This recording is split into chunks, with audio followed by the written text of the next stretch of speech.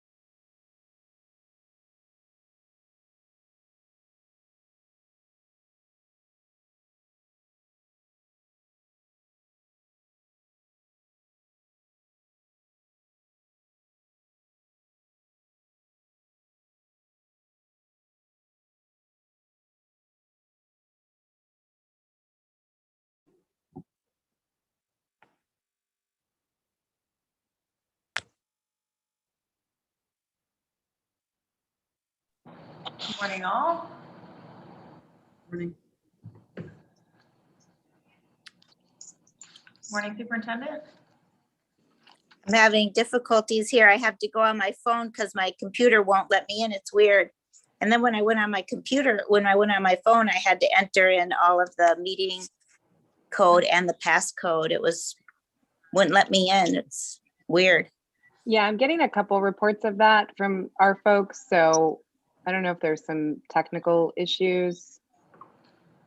I mean, I don't think, can you just do people have the right link? It was. Yeah. I tried to log on my phone at first and I couldn't get in. So there might be something going on.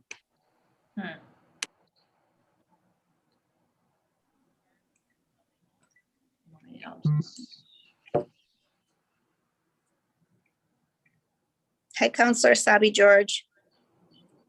Morning, Superintendent. Good morning, everybody.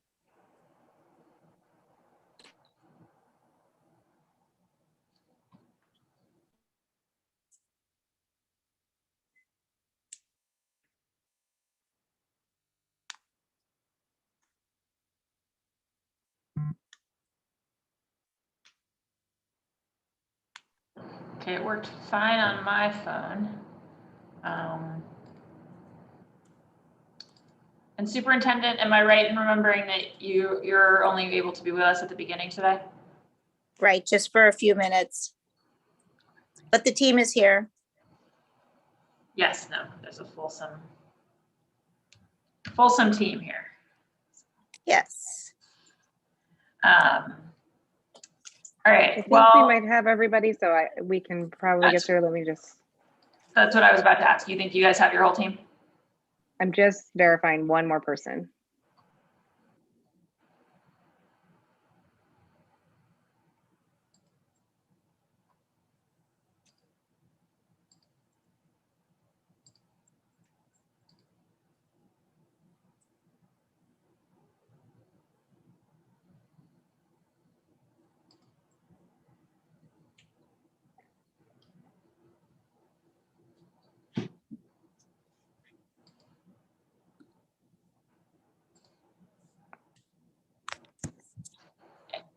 So Megan, is that person here? We all set? No, they're not. They might be. And has whatever deck is being presented today, has that come over to us? Yes, it has. Let me just text my one colleague, but I think we can get started and I'll let you know if they're having any issues if we get to their slide.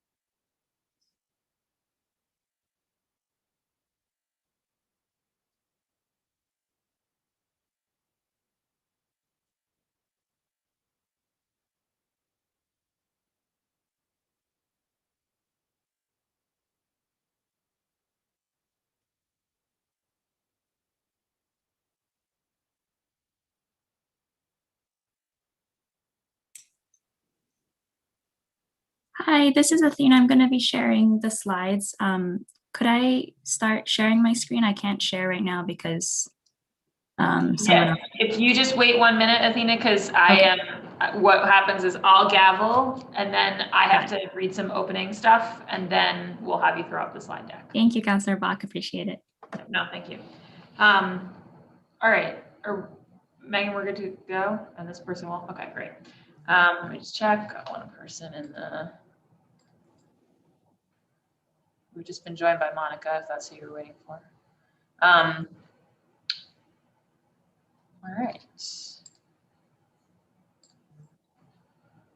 Let's get going. Calling this hearing of the Boston City Council's Ways and Means Committee to order. I'm Kenzie Bach, the District 8 City Councilor and also the Chair of Ways and Means. This hearing is being recorded. It's being live streamed at boston.gov/city-council-tv and broadcast on Xfinity Channel 8, RCN Channel 82, and FiOS Channel 964. It's part of the Council's budget review process, which encompasses about 35 working sessions and hearings, where we focus on every aspect of the budget, and about 8 of those have to do with the Boston Public Schools, which comprises about 1/3 of the city's budget.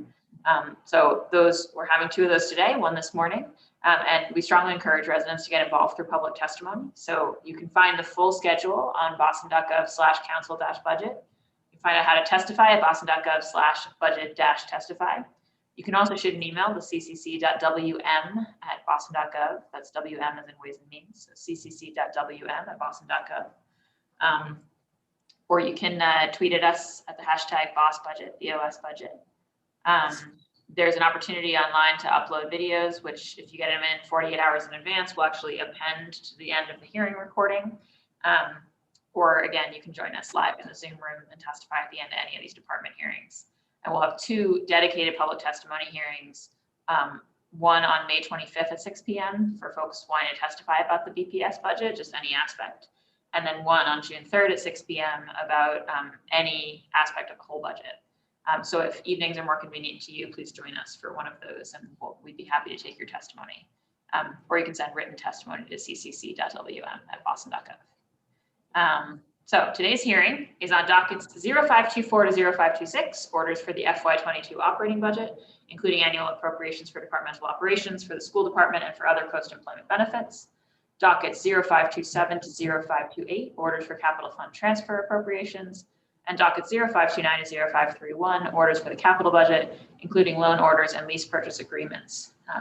That's a mouthful. It's all the dockets that have to do with the budget, but our focus area today will actually be, as I said, Boston Public Schools, and specifically Commitment 1 of its strategic plan. So we've organized these hearings according to BPS's strategic plan that came out last year, and so both the afternoon and morning hearings today are on Commitment 1, which is eliminate opportunity and achievement gaps.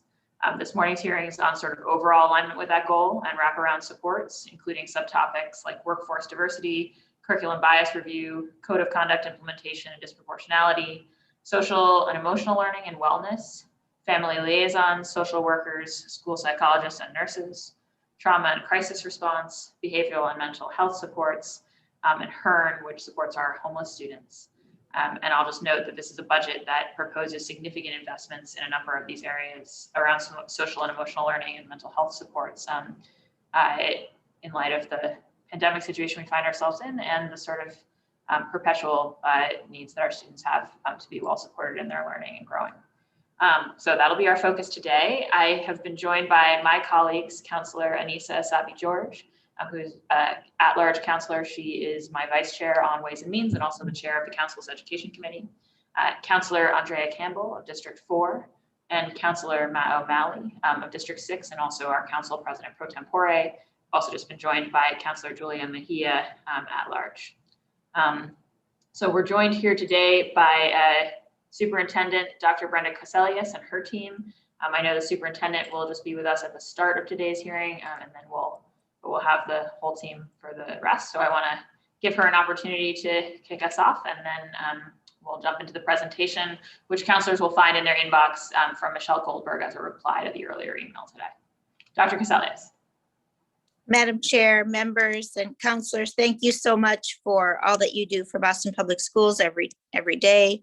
I know many of you are advocating for our students each and every day, and just so grateful and thankful to you, especially during this past year, which has been a really tremendously challenging year for all of us. I am excited about today's presentation. I was excited to learn that we would be talking with you today and focused on opportunity gaps, our opportunity achievement gap policy and the alignment to our strategic plan, and also the work that we are doing for our social emotional well-being of our children. These pieces are a spotlight of our work and core to our pandemic recovery. And we put a huge investment this next year into these resources. So you'll be able to hear from my team today, who have just been tremendously working with our community partners to provide housing supports for mental health, supports for our families to get them connected, and food access, and so many other ways that we have been able to work with the city and across all of Boston to bridge the gaps for our children. So with that, I'm going to turn it over to Chief Cooter, who will begin to give an overview again of the budget.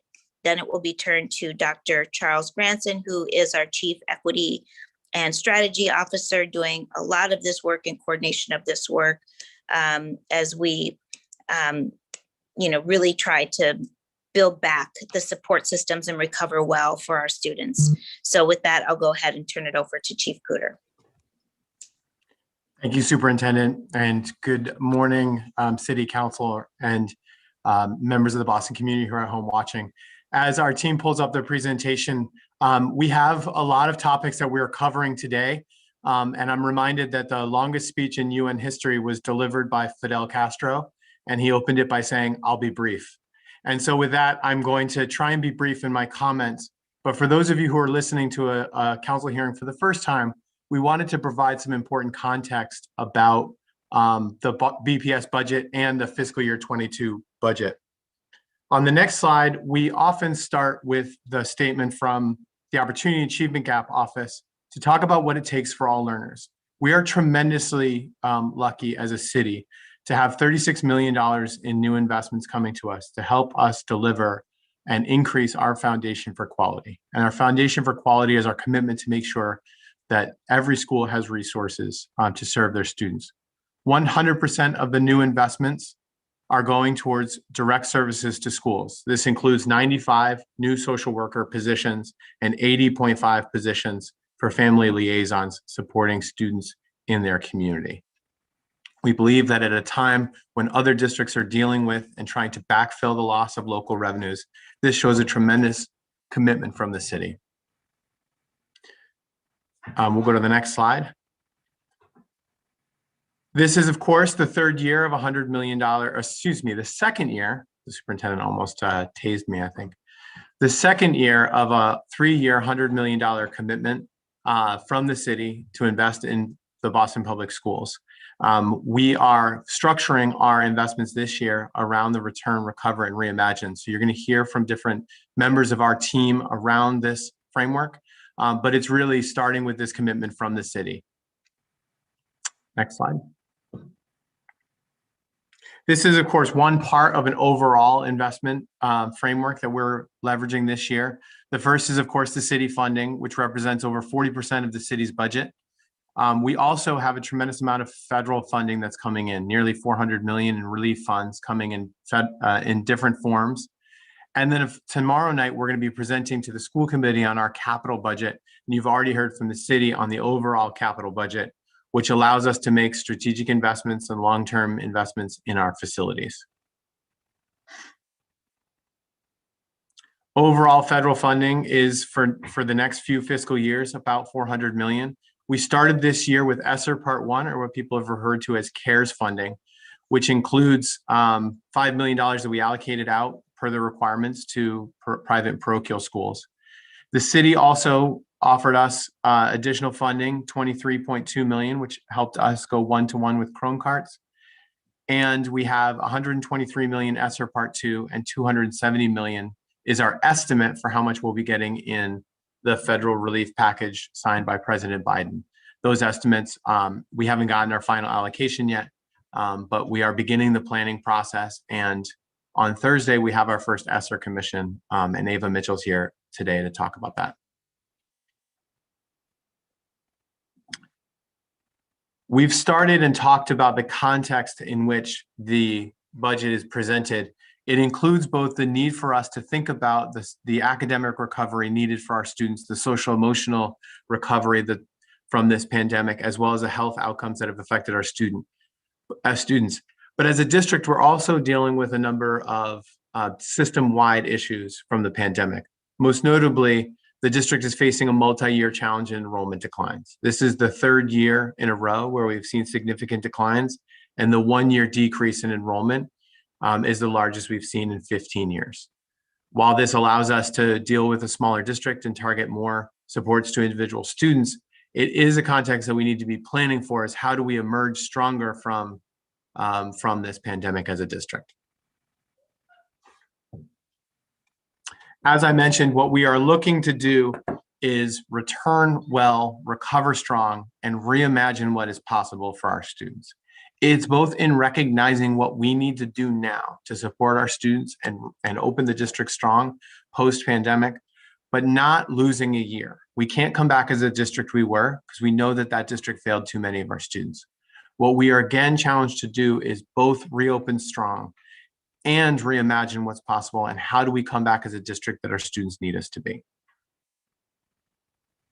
A critical part of this, of course, is the Esser funding that we've received, and we are fortunate to be able to leverage this. Ava Mitchell, our Chief of Accountability, is leading this work and is launching the Esser Commission to make sure that we are community-driven and community-informed in our recovery efforts. As we start to put together the first application for Esser Part 2 is due in July, so that is part of the overall process that we're looking to do. And with that, we're gonna start our presentation focused on returning well and the investments that we have to reopen our schools and to prepare. I'm gonna turn the slide deck over, of course, at this point to, as I check my notes, to the Office of Achievement Gap and Dr. Charles Granson. Thanks so much, Chief Cooter, and good morning, counselors. Great to be here today to be able to share with you in greater detail our work around eliminating opportunity and achievement gaps as outlined in Commitment 1 of our BPS Strategic Plan.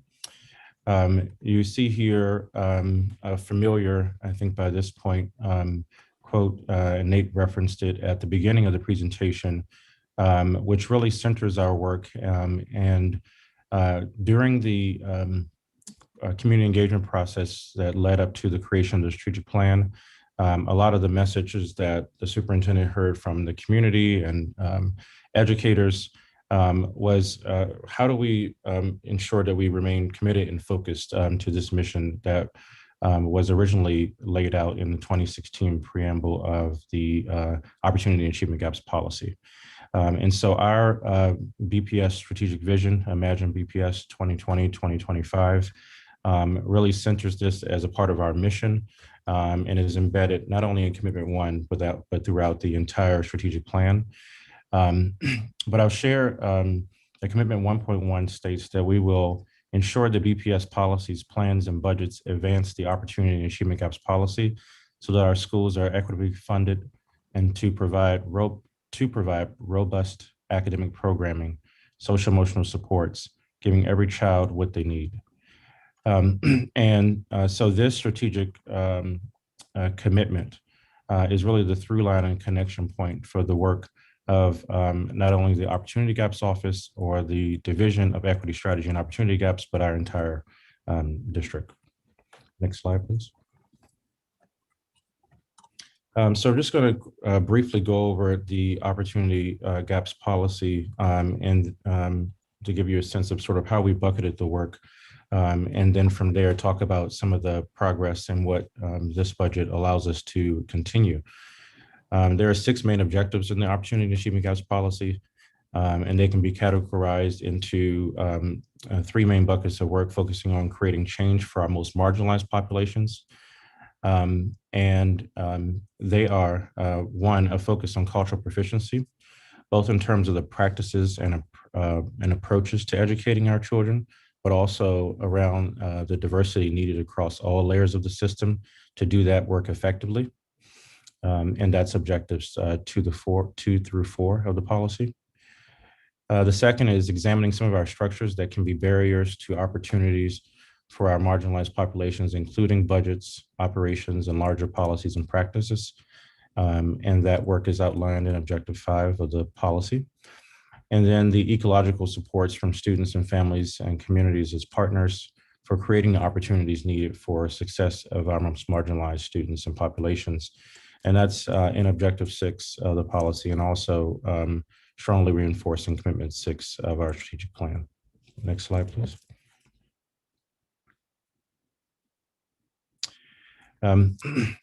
As the OAG policy states, the implementation of the plan was not just to be about a single division or office or individual, and that no individual can do it alone, but the work of many offices all together. And it's important, it's an opportunity to push the ideology that everyone's work in the district was centered around equity and this idea of targeted universalism, which is really the sort of research base and foundation of the orientation of much of the work. And this idea that our collective efforts will go much further and deeper than what any person could do. And so as a part of that process, and from 2017 to 2020, to give a little context, there has been work to create goals, or there was work to create goals. And although there were a lot of them, over 100, this was across 30 distinct departments and units.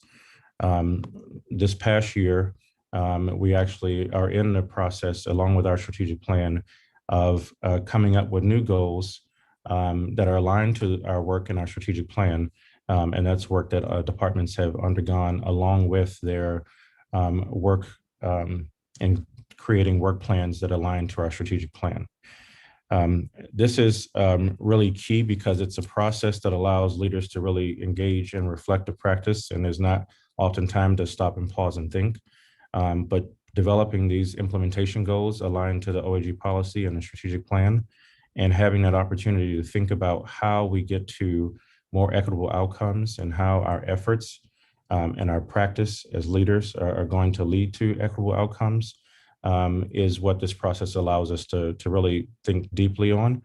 The work of our Opportunity Gaps office and our entire division, and many of the leaders also involved with our Excellence for All program, has been to really push the thinking of district leaders and push the thinking also in working with school leaders to be able to start to develop their own critical lens toward this work, so that we can figure out how to dismantle the barriers that have impacted students historically. Next slide. So we like to share several accomplishments around cultural proficiency. Some of our most recent work is focused on the implementation of the culturally responsive instructional observation protocol, known as CRIOP. This is the protocol that we use to operationalize our work around culturally and linguistically sustaining practices, specifically around the second and third competency. Also, our work around school diversity hiring targets, our delivery of CLSP and CRI professional development to thousands of BPS employees and partners. And then we've even done work with our BSEC students around the CLSP pilot. And so I'll give a little bit more detail about that work. Next slide. So I won't read the words to you, but I do want folks to take an opportunity to just to take in sort of the explanation and definition we use for our work around culturally and linguistically sustaining practices that you hear me refer to as CLSP. It is about providing a clear definition for cultural proficiency across the district. And that was one of the first tasks of the Opportunity and Achievement Gaps Task Force and our work to ensure that throughout the division and throughout the entire district, and as clearly outlined in our strategic plan, that we are really grappling with this question of a part of getting to equitable outcomes is ensuring we have culturally proficient leadership that is reflective of the students and families we serve, and that is able to meet their need. And want to be remiss if I didn't just acknowledge the past leaders who've helped build this foundation in the office, Dr. Rose, Dr. Frederick Clark, and our current leaders. They're folks doing this work and supporting not only in the central office, but in schools. My new deputy, Dr. Regine Filippo, Harold Miller, who's our assistant superintendent of opportunity gaps. I'd also like to mention that notable thought leaders and researchers whose work have paved the way, Geneva Gay, Gloria Lassen-Billings, and Django Paris, is the research basis for the definition. Next slide, please. And so as I mentioned briefly, it's not enough just to define CLSP, but it must be operationalized. And so we've done this in several ways. But here, specifically, like to go a little deeper with the CRIOP. This is work that operationalizes CLSP, specifically the second and third competencies. And it looks at instructional practices, discourse, classroom relationships, family collaboration, assessment practices, critical consciousness. And what's very significant in terms of this year and our work, Chief Cooter referenced the investments that we received that we're in year 2 of. All BPS transformation schools have a CLSP goal, and they utilize the CRIOP for their walkthrough observations that they do with district leaders and also internally in their schools. This is significant, and this continues to be the kind of work and the practices that we've implemented in the Boston Public Schools that really sets us apart across the nation. Next slide.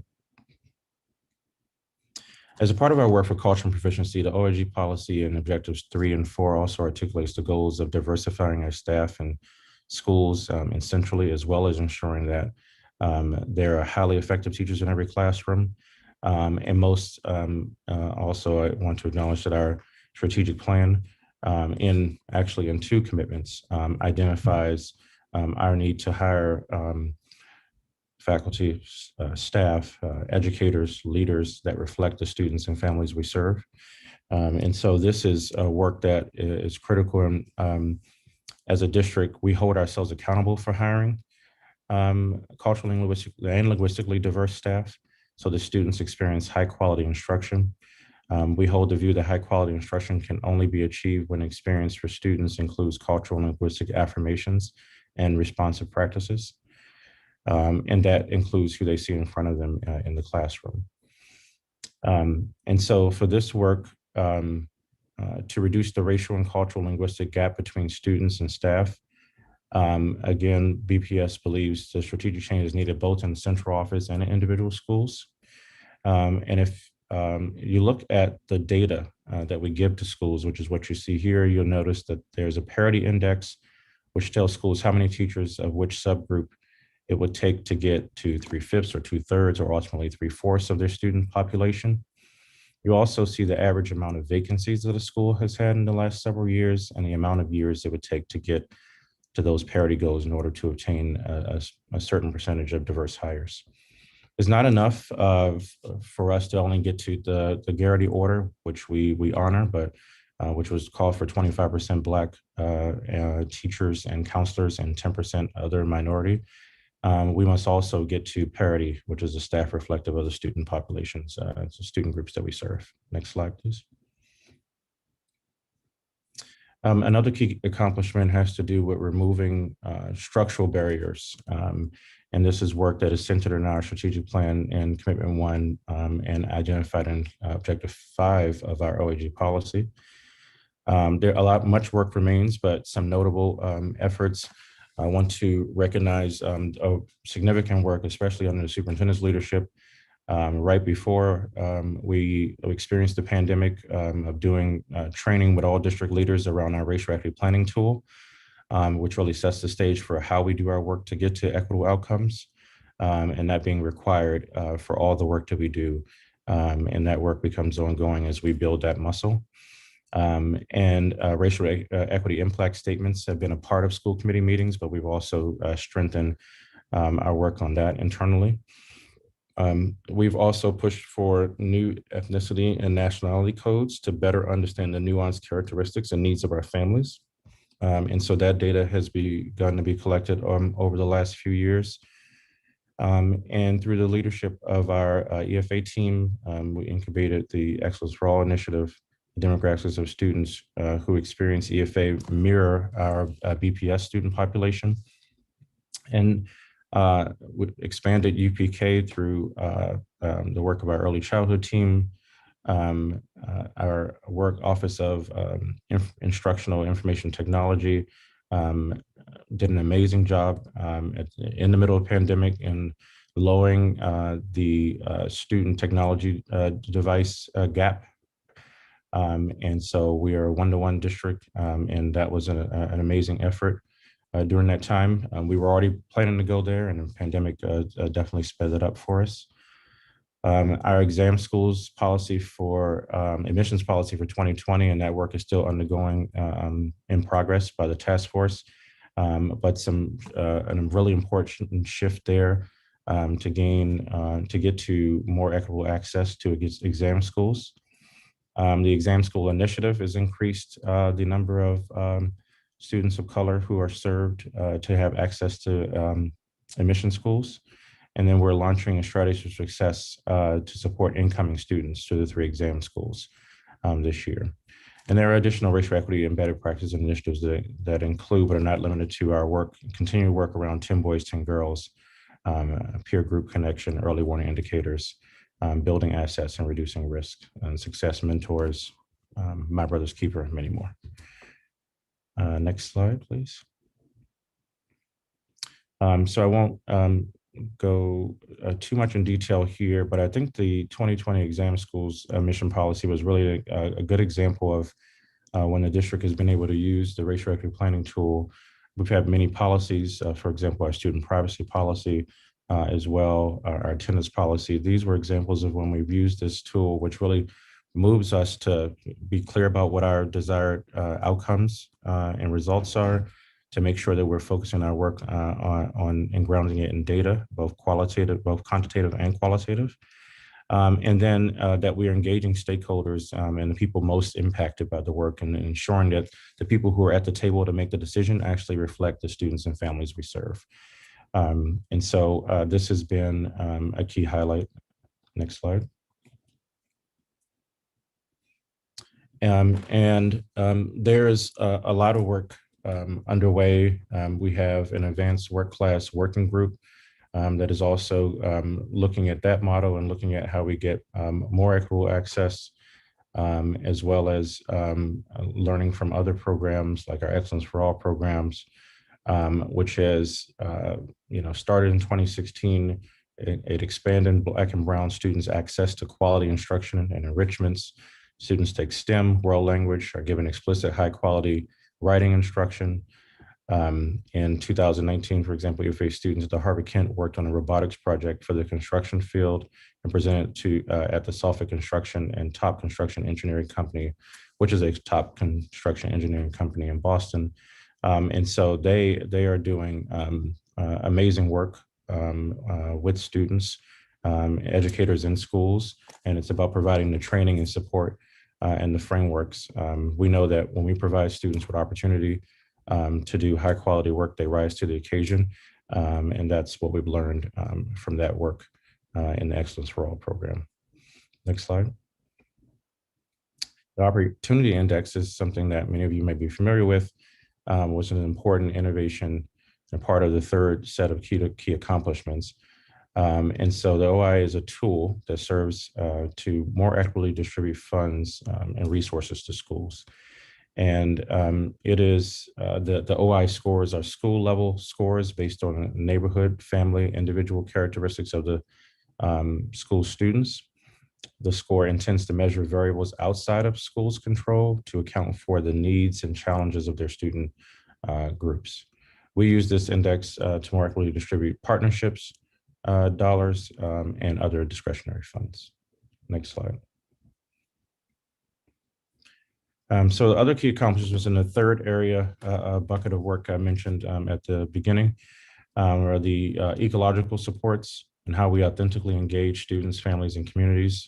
And that is a part of our strategic plan around amplifying voice, as well as our OAG policy objective 6. The opportunity portfolio is vetting an analysis process of current BPS partners and partner BPS profiles. It's aligned with the Opportunity Index and also includes elements of CLSP. There's been foundational CLSP and anti-racism trainings with partners, and intentional and authentic engagement with various stakeholders in the racial equity planning process, and working with partners, especially in this past year, given the COVID and pandemic context, and their work to support our students in our schools, making sure that they're well-versed in our racial equity planning tool and our commitment to doing racial equity analysis before we implement any major initiatives or support systems for schools and students and their families. Next slide. And so some of our work and future facing work, next steps is will be around continued alignment of this work with our strategic plan. It is very much aligned, but obviously you can have separate and historical processes, and we're trying to get folks to, for example, an example of this, we did meetings with our across 50 central office departments, and instead of doing separate meetings with them around the OAG policy implementation plan and separate meetings around their strategic plan, work plans, that was an aligned process, and that information is in one place right in front of them. We will begin measuring the impact of the new structures and initiatives where possible, and further flesh out the sort of through line from schools to from central office to schools.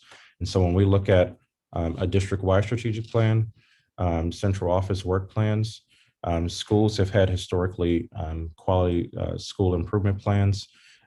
Just last year, one of the things that was a new feature is that every school has an OAG policy aligned goal as a part of their school level plans.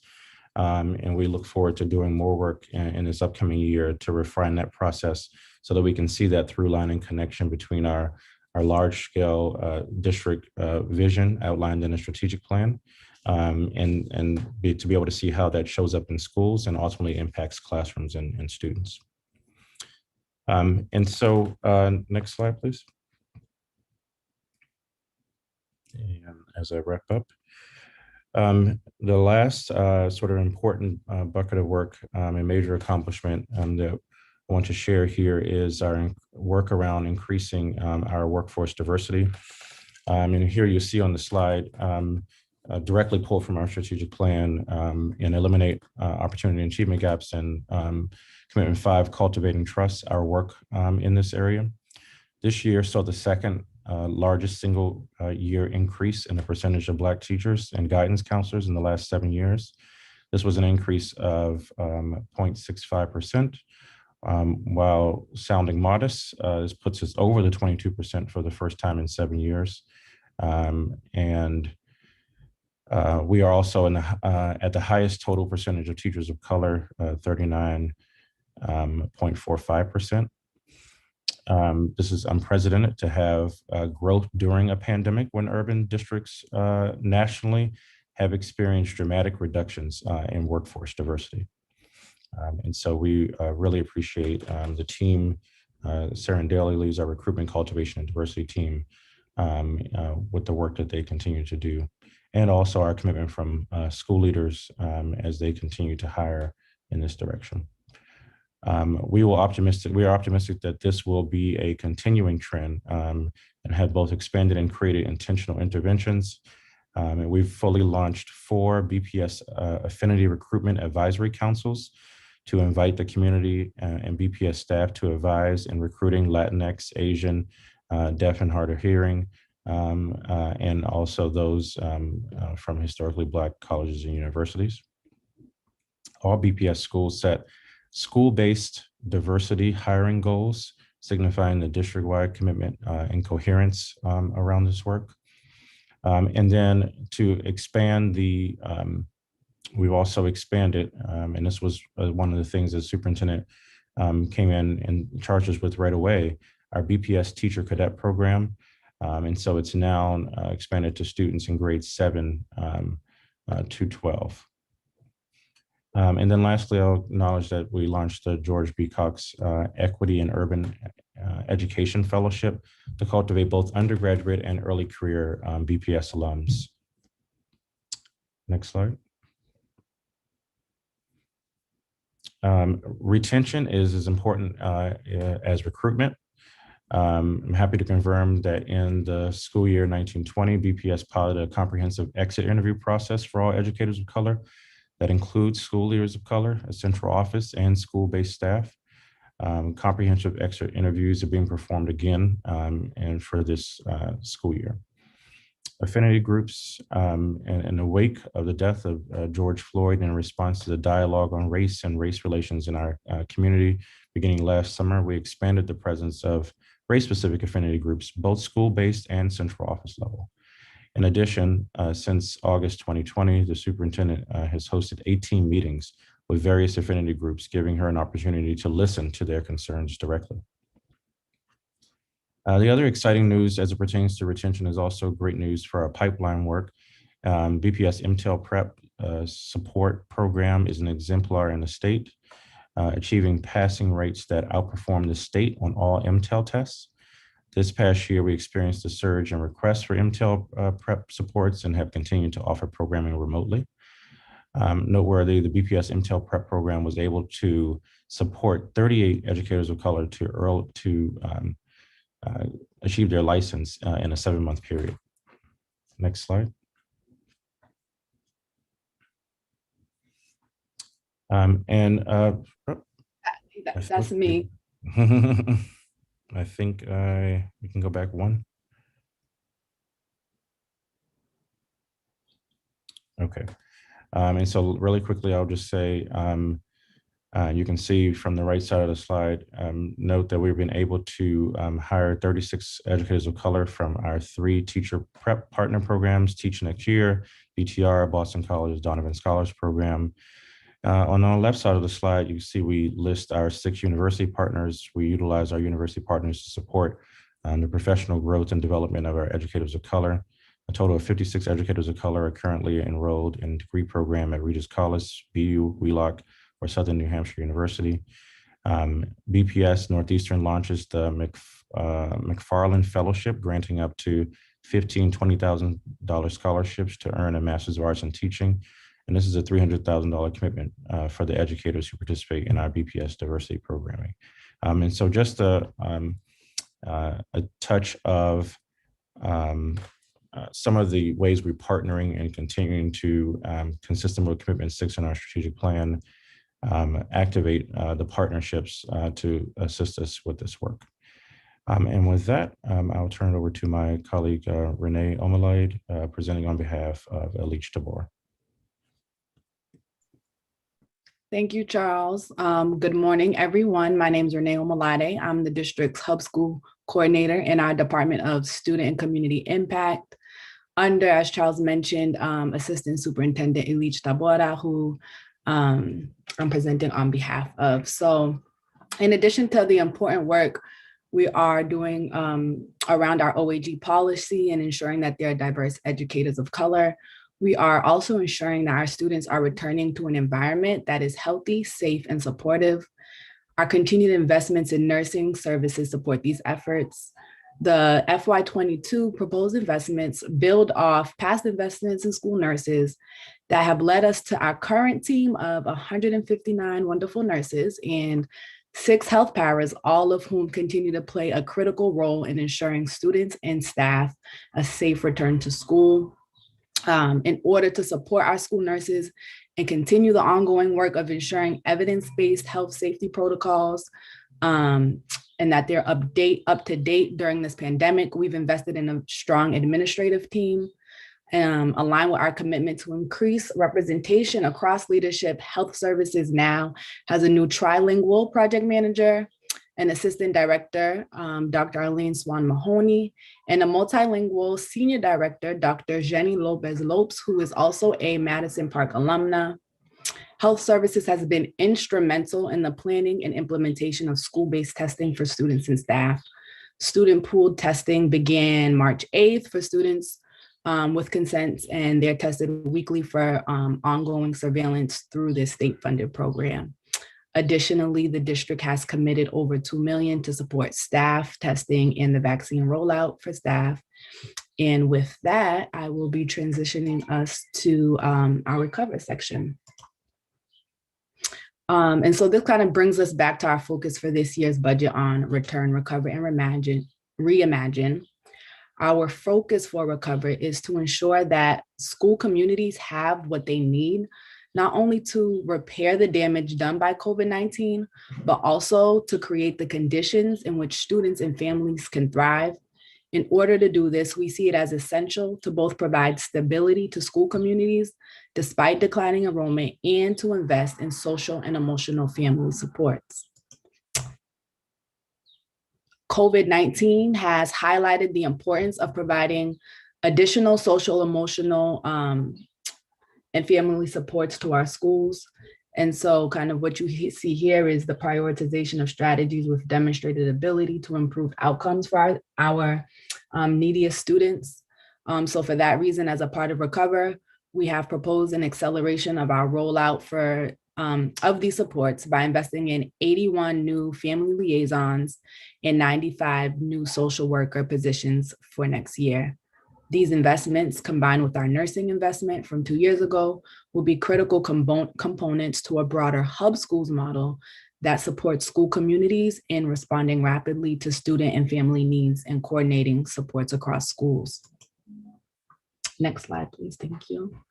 And so the investment in the Boston Community Hub School strategy bridges our recovery efforts with our commitment to reimagining schools in Boston. These dual pandemics forced us to confront the fact that how we function thus far has worked to sustain a status quo that is fraught with inequities and injustice. And we are reminded that in order to move towards an equitable recovery, we must listen to those closest to the pain and injustice. So as a BPS alumna, parent, and employee, it's my honor to be a part of the Hub Schools district team made up of 2 additional women of color, including Elite, who was mentioned before, and, as well as Joanne Etienne, who are also BPS alumni and parents. And we work alongside our school communities and partners like the YMCA to launch this Boston Community Hub Schools strategy. Building off of years of community school research and integrating our commitment to racial equity, Boston Community Hub Schools moves us away from deficit and paternalistic approaches towards asset-based strategies to partnering with families, students, and community to advance recovery in a way that honors their assets, needs, and aspirations and enables them to shape their healing. As Charles mentioned, this work is grounded firmly in culturally and linguistically sustaining practices. This investment enables us to engage deeply with 2 cohorts of schools that you'll see here to reimagine our schools as spaces for healing, innovation, and liberation, where students and adults are learning from and with each other and activating agency such that students are equipped to critically engage with their world and transform it. So while this investment focuses on these two specific regions, our broader vision is that every BPS school will become a Boston Community Hub school. In specific, 13 new school-based hub school managers will be working in these two cohorts, focused on some of the student communities hardest hit by the pandemic. The managers that'll be placed at these schools will work very closely with students, families, school leaders, partners to leverage lessons learned from the longstanding hub schools works by some of the schools. The investments in our family liaisons and social workers that will help facilitate opportunities for our scholars. The work of these managers is really grounded in driving action and building up systems and opportunities that connect students, families, and community, and to just promote the fact that our schools are filled with joy, love, and community. So with that, I will pass that on to Carmen. Thank you, Renee. Good morning, counselors and members of the Boston community. My name is Carmen Calderon O'Hara. I am the Director of Social Work for the Boston Public Schools. I'm also a parent of the Boston Public Schools.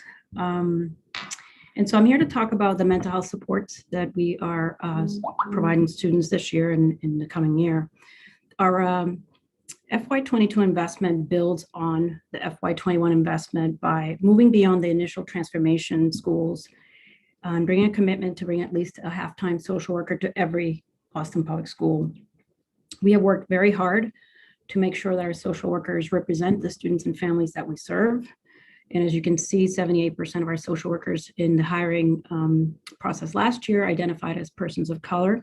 We are currently deep in the hiring process. We have over 300 applicants at this point and have conducted over 91 interviews. And we are just as committed to make sure that if we don't match that number, that we improve it. And that's our hope. Our social workers provide support to schools in a tiered approach. I'll start in the bottom with the whole school, or what we like to call tier one, really focusing on strengthening our practices to make sure that they're anti-racist, that we're looking at our policies or practices, that we're looking at data, and that we're mitigating conditions that are either creating trauma or exacerbating trauma. And from there, we really look at our students and their needs and making sure that we provide tier two supports in small groups and tier one to our students with the highest needs in individual counseling. And this is something that's also provided by our partners, the school psychologists. Next slide, please.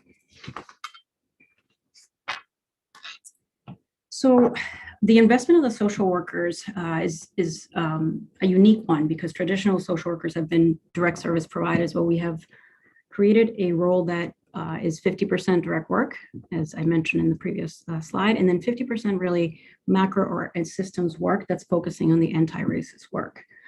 And we did this because we recognize the complexity of trauma and that there are various ways of healing that integrate different cultures and collective Indigenous, African and Eastern cultures of our students.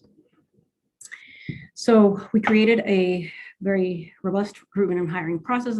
As I talked about, our central vetting process that's ongoing right now is really focusing, making sure that our social workers are bringing an equity lens to this work. That's something that we can't teach people. We can teach other more specialty skills, but that lens really either you bring it or you don't. So we need to make sure that the people that we're bringing in have that capacity with them.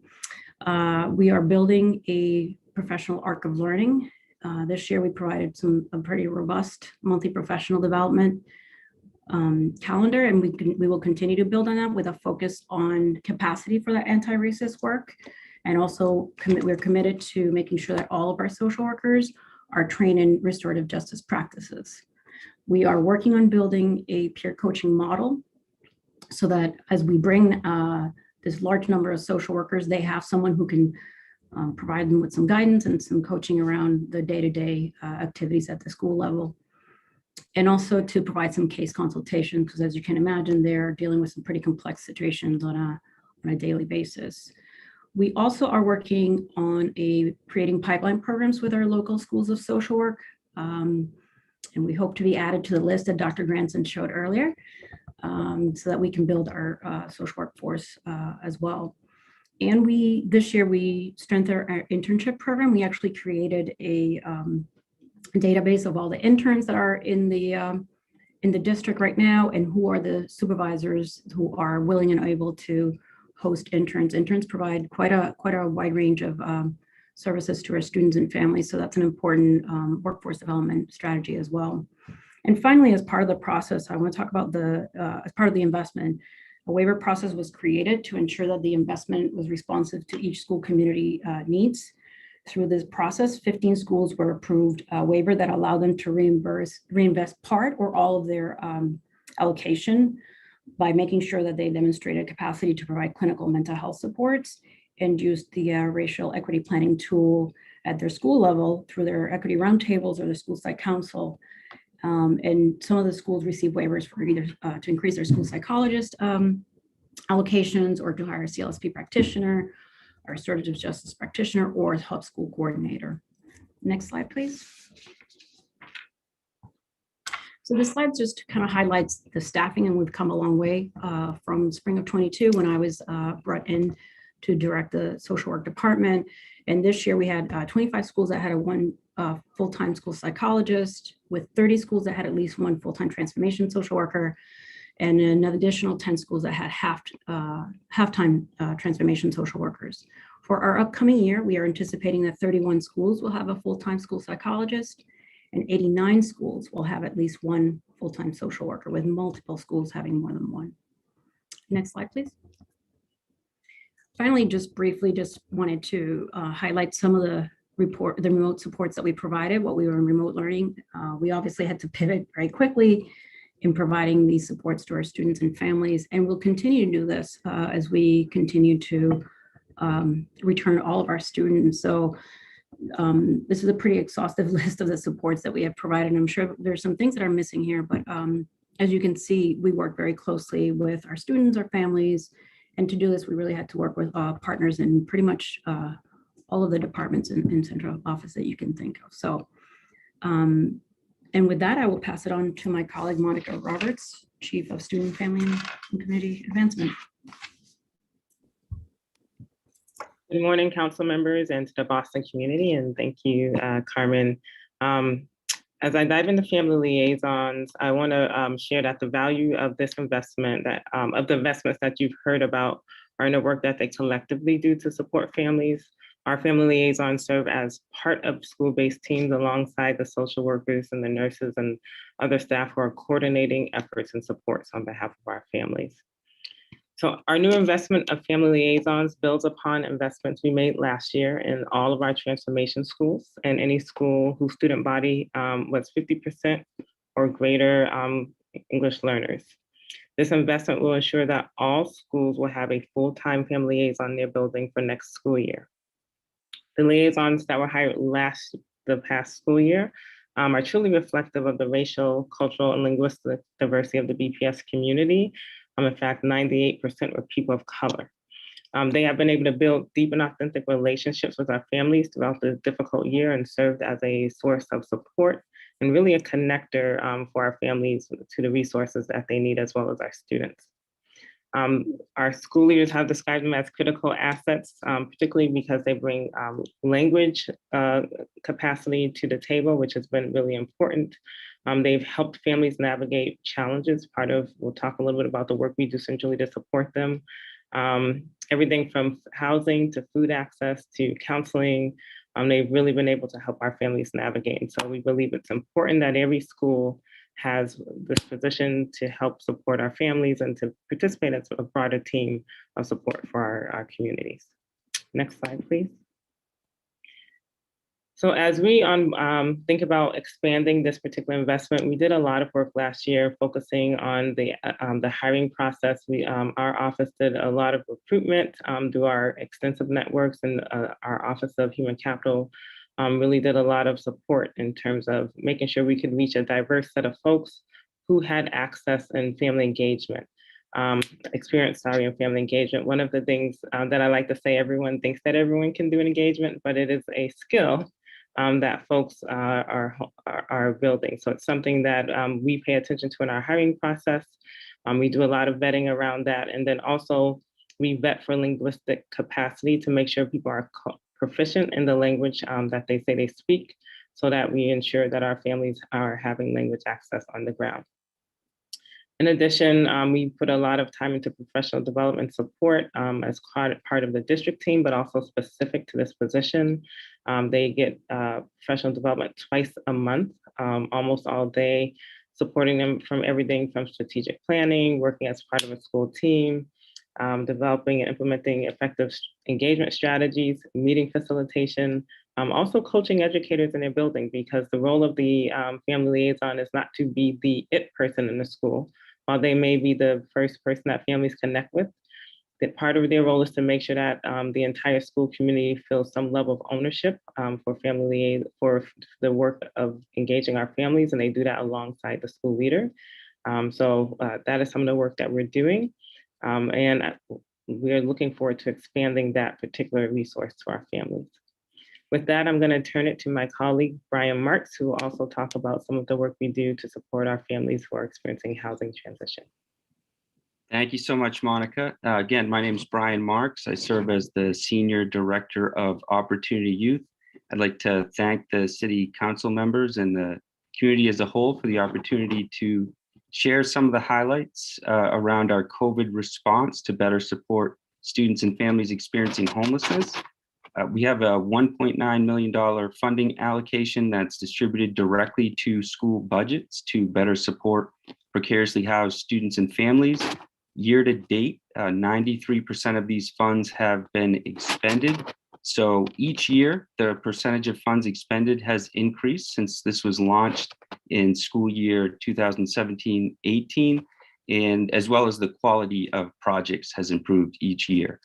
As part of a direct partnership with Boston Housing Authority, we've issued 578 housing vouchers to Boston Public Schools families over the past 13 months. Year to date, 509 of these families have been housed. This includes over 1,000 school-age children.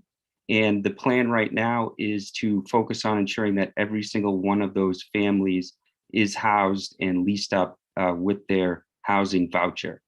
We're continuing the partnership to look at emergency vouchers as well as city vouchers. And this will focus in the near term on ensuring that families that were unable to get a voucher, whether it was related to their citizenship status or where they were in the queue when the funds sunset at the end of December, ensuring that those families also have the opportunity to be stably housed through this initiative. Another encouraging note is that 80% of the families that received a voucher have been able to remain in Boston. We've also done a lot of work to ensure that all of our students have access to critical technologies throughout the pandemic. 85% of the students experiencing homelessness opted in to receive a Chromebook. We also partnered with our Office of Instructional and Information Technology to ensure that families that were unable to access broadband internet through Comcast were able to get a hotspot. We also invested an additional $250,000 in case management to ensure adequate wraparound supports to better support families that had been displaced outside of Boston and may have had limited access to the food pickup super sites. We've delivered over 21,000 meals to families displaced outside of Boston due to homelessness. Some other areas of note, we also coordinated a workaround to ensure that families who had been recently displaced due to homelessness, who did not have an updated address in our student information system, were still able to receive their pandemic EBT card to ensure critical food assistance throughout the pandemic. We are prioritizing access across virtually all BPS programs for students experiencing homelessness.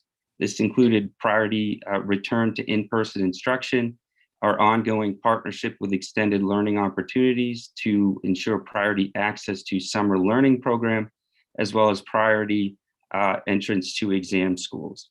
We continue to coordinate outreach to a variety of housing stabilization programs among various partners. We also distributed over 2,300 winter coats, over 3,500 backpacks, and we've had dedicated partnerships to ensure academic support throughout the pandemic. In particular, this includes a partnership with Boston Partners in Education to provide virtual academic mentoring and tutoring services. And with that, I will turn it over to my colleague, Sylvia Romero Johnson. Good morning, council members. Thank you for having us today. My name is Dr. Sylvia Romero Johnson. I'm currently the interim chief academic officer in the academics division. We have a unique opportunity to reimagine what's possible for our students, and we have been working on that across our departments. Let's transition to the next slide. I will start with curriculum bias review. Bias review starts with adopting instructional materials, but it doesn't end there. Central office, school leaders, and teachers have received training on how to implement the 7 forms of bias review as an ongoing process and reflection. New materials are reviewed for bias and standards alignment. Most recently, we adopted a series for our ELA adoption and for our Spanish language arts curriculum adoption after careful bias review. We have conducted review of curriculum that resulted in materials not being adopted due to concerns. We do have to maintain a sharp focus on adopting quality materials that truly reflect our students' experiences. We are continuing to use expeditionary learning in grade level bands until national materials have been updated and meet our needs as a district as a foundational curriculum. Next slide. In addition to curriculum reviews, we are aware that our assessments also need to go through continual bias reviews. We have adopted the Deci assessment framework, which consists or is built on 4 pillars of meaningful inputs and outputs for assessments. While no tool is perfect, these tools are intended to be used to ensure that items are not disadvantaging or advantaging certain student groups. And this is definitely a multi-departmental effort across data and accountability, opportunity gaps, and academics. I will now introduce my colleague, Jill Carter, who's the Assistant Superintendent for the Office of Health and Wellness. Thank you, Sylvia, and good morning, City Councilors. I appreciate the opportunity to be here today to talk about the work of the Office of Health and Wellness. As we reimagine education for our students, we must continue to put their well-being at the center of our efforts to provide an equitable learning experience. Research is clear that health inequities contribute to opportunity gaps that interfere with learning. We know that promoting the social, emotional, and physical health and wellness of our students is foundational to their healthy development and readiness to learn, and must be a key part of our academic strategy. The Health and Wellness Office in the Division of Academics leads the district's effort to implement a whole child approach by coordinating and evaluating the wellness policy implementation. OHW also leads district direction on whole child instruction in Tier 1 social emotional learning, physical education, health education, and as well, OHW provides school supports through professional development, instructional coaching, technical assistance, and student-focused resources. On the slide, you will see summarized the many school supports that the Office of Health and Wellness provided this year. Next slide, please. As we reimagine learning, we must ensure that learning environments are engaging, health promoting, supportive, inclusive, challenging, and safe, thus meeting the needs of the whole child. By fully implementing the 8 components of the comprehensive BPS wellness policy in all classrooms and in all schools, we will create joyful learning environments that meet the unique needs of students and keep them engaged in learning. To do this work, OHW collaborates across the academic, student supports, equity, and operation divisions, many of the folks on the hearing today, to build the capacity of teachers, student support staff, and school leaders to create learning environments that promote student well-being, belonging, and empowerment. Our efforts to build educator capacity in this area are aligned with the Essentials for Instructional Equity, our BPS instructional framework. We know that students that are healthy, cared for, and empowered feel a sense of belonging, miss less days of schools, and are more likely to graduate and thrive. This year, 112 schools, or 91%, created wellness action plans as a part of their quality school plans. These plans outline the school's goals and activities for implementing the wellness policy and thereby creating learning environments that support the well-being of our students. We will celebrate the stories and outstanding efforts of schools at our 14th annual Wellness Award Ceremony and Summit on June 2nd, and we would love to have some of you join in the celebration. Next slide. As we emerge from the global pandemic, it is more obvious than ever that health matters. That means health literacy matters, physical literacy matters, emotional literacy matters, and a commitment to collective care matters. We are called to ensure all of our students have the knowledge, the skills, and the self-efficacy needed for lifelong well-being. Providing school health-related services is critical, but it's not enough. As we reimagine learning, we need to improve access to high-quality health education, physical education and physical activity, and social emotional learning, inclusive of culturally and linguistically sustaining practices, so that these programs are available for every child in every school. We want students to have the skills they need to be well. At the end of a K-12 BPS education, students need to be able to understand basic health information and make health-enhancing decisions, like getting vaccinated, build healthy relationships, have the competence, the confidence, and the desire to be physically active, access healthcare for themselves and others, advocate for equitable access to health resources for themselves and their community. This whole child instruction will contribute to quality and length of life for students and their families. It will decrease rates of disease, disability, and death, including severity of disease for students and others. Whole child instruction is a part of an asset-based, participatory approach to securing opportunities and services that increase access and agency, the liberatory education Renee referenced in the hub school model.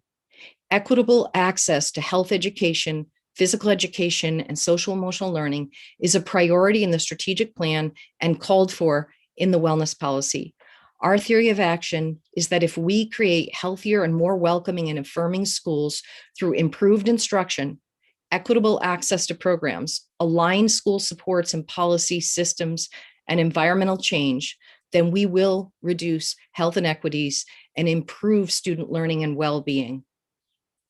With that, I thank you, and I will turn it over, I believe, to the budget team. Thank you. And to close this out, I just want to highlight that we have extensive information available online, including all the documents we released during the school committee hearings in February and March, as well as any of the city council presentations that we've given prior to today. All documents are translated into our 9 primary languages for BPS. I also want to highlight on the next slide, this is the third of our city council hearings. There are many more coming up in the next few weeks, opportunities for us to dive into different topics aligned to our strategic plan. And with that, I'll turn it back over to the chairwoman for questions from the council.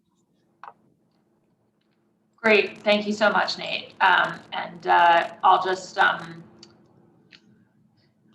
just note that on that last slide, if you might, for the next one, also add the May 25th at 6 p.m. BPS public testimony hearing, just to have that. up for me.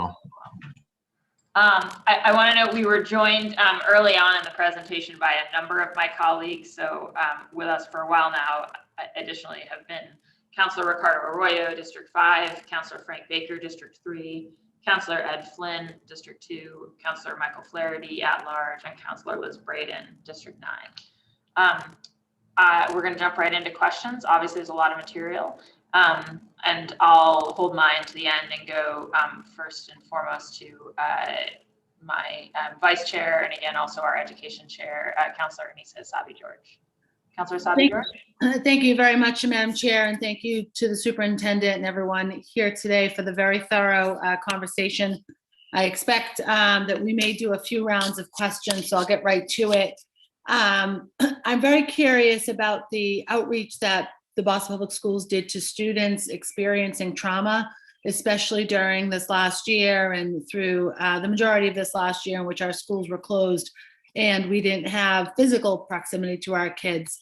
How did BPS do during this last year, and how are we planning on continuing to address the challenges of trauma and engaging with families regarding trauma supports? And do we have systems in place that will provide families with additional resources and supports?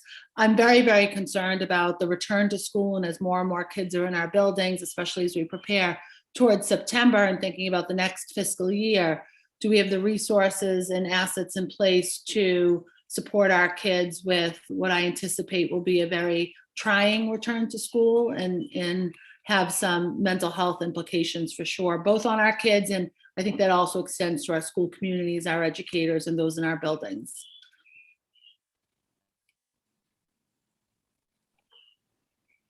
Yeah, thank you for that question. I think that's a critical question, and part of the reason that we had launched the FY22 budget planning with the expansion of social workers at all schools. You may recall from last year that we had sort of thought about the 3-year, $100 million investment. First is the transformation schools was year 1. Year 2 was going to be focused on high schools and supporting some high school redesign. And then year 3 was going to be the full expansion across for social workers. Given the pandemic, the superintendent reprioritized in terms of the timeline and shifted to make sure we had family liaisons and social workers available for this fall. And I think at that point, I didn't know if anyone on the team wanted to sort of comment on the efforts to sort of coordinate across those teams and make sure we have consistent quality and supports for students, because I think Councilor highlights some critical issues. Yeah, thank you, Councilor Sabi-George. I think, as I mentioned in one of my slides, I talked about all the different services that we have been providing, and those will continue to happen as we return. I think our family liaisons are frontline with families, so they're our partners in this work, identifying, and teachers obviously as well, identifying students who might need more targeted supports. I also think this is about having some solid tier 1 practices in our buildings. I don't think we can go back to business as usual. We have to have some practices where we're making our students feel welcome and we're focusing on their well-being. And from there, really, again, using our teachers, all of the staff really, and identifying students that we are definitely particularly concerned about, that we might need some specialized supports or intensive supports. And I think that to Chief Cooter's point of like best practices, I think it's on us to do solid professional development to make sure that we are doing the same thing in every school building, right? And not have certain schools doing certain practices. So our school psychologists are also our partners in this work. So I think all of our mental health support folks are working hard to provide these services, and we'll continue to do that.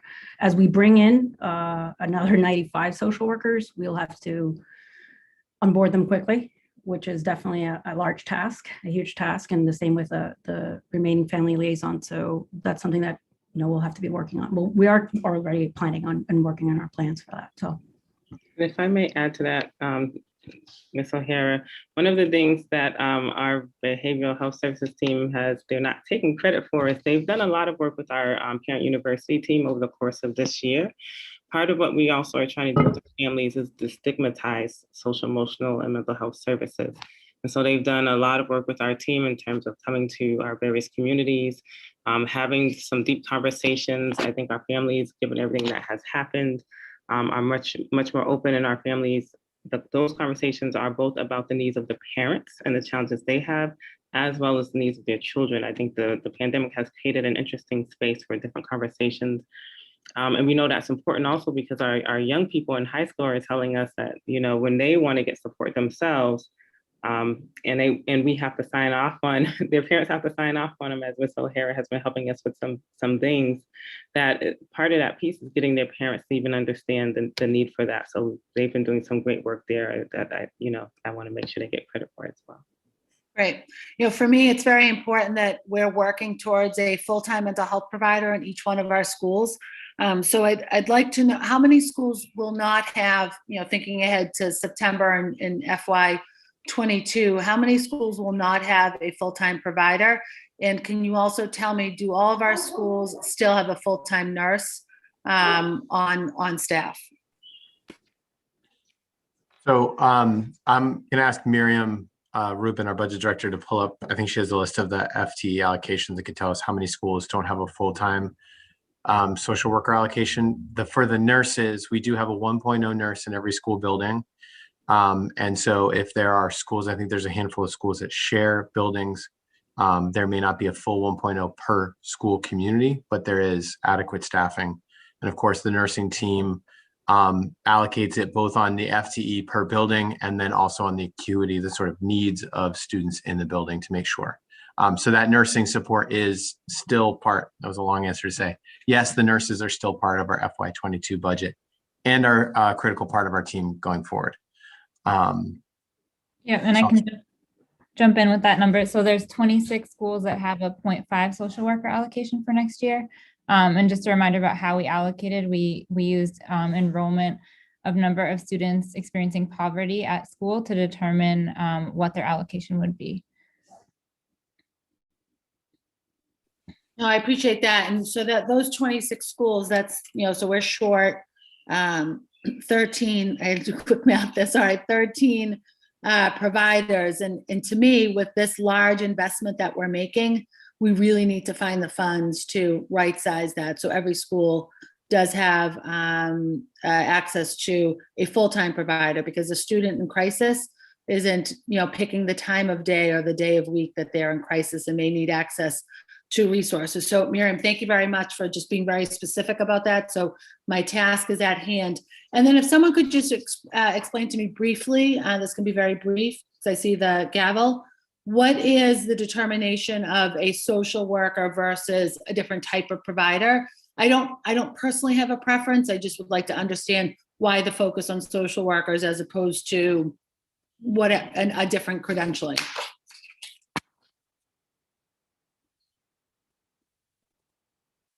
Anybody? Sorry, I'm definitely going to look to the team for that. While I live with a mental health counselor, I would not dare to give my opinion in this area. Thank you, and I apologize for my voice in advance. So very briefly, I think the rationale behind that was around the training that social workers receive in terms of thinking around systems and how ecological issues impact students, as well as the clinical expertise that they bring to the table and the rigorous training that they're provided. However, it is the job description is open to other licensed mental health clinicians to ensure that we're not limiting folks who are really qualified and understand our students and our families and are equipped to support them based on credentials that we know have historically precluded qualified candidates, particularly of color, and from disadvantaged means and backgrounds to obtain positions that could really be impactful for our students and families.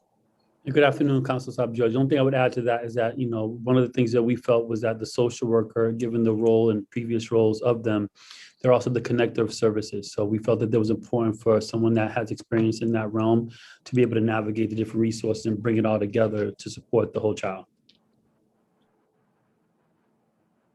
Thank you very much. And thank you, Madam Chair. That's it for this round for me. Great, thanks so much. Next up is Councillor Campbell, and then it'll be Councillor O'Malley. Councillor Campbell. Thank you, Councillor Bach. I'm actually multitasking, so I have to go into a doctor's appointment. So I'll see my questions for this afternoon. Thank you. Okay, all right. Thank you so much, Councillor Campbell. I guess Sorry I just about got the buzzer. Yeah, no, I hadn't said it. So, all right, Councillor O'Malley, and then Councillor Rahia. Thank you, Madam Chair. Thank you, ladies and gentlemen, for that very thorough overview. Nate, you have more than proven your Rosendale bona fides by beginning a quote of Fidel Castro to kick things off. So well done, my friend. And thank you to I don't know if the superintendent's still with us, but thank you for always being so accessible on this. I see a number of people with whom I've worked for a number of years, but also some new faces.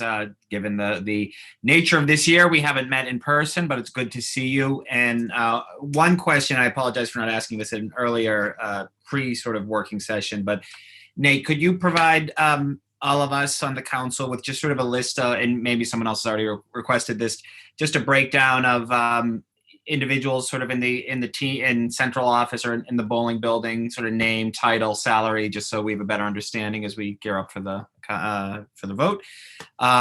Thank you. There's been a lot to cover, so I'll try my best to get through it. I think one question that perhaps Councilors Flynn and Braden may get to as well is, as we talk about our highest need students and many of those who are out of district placement, I'm thinking about some specific constituents who are at the Perkins School of the Blind.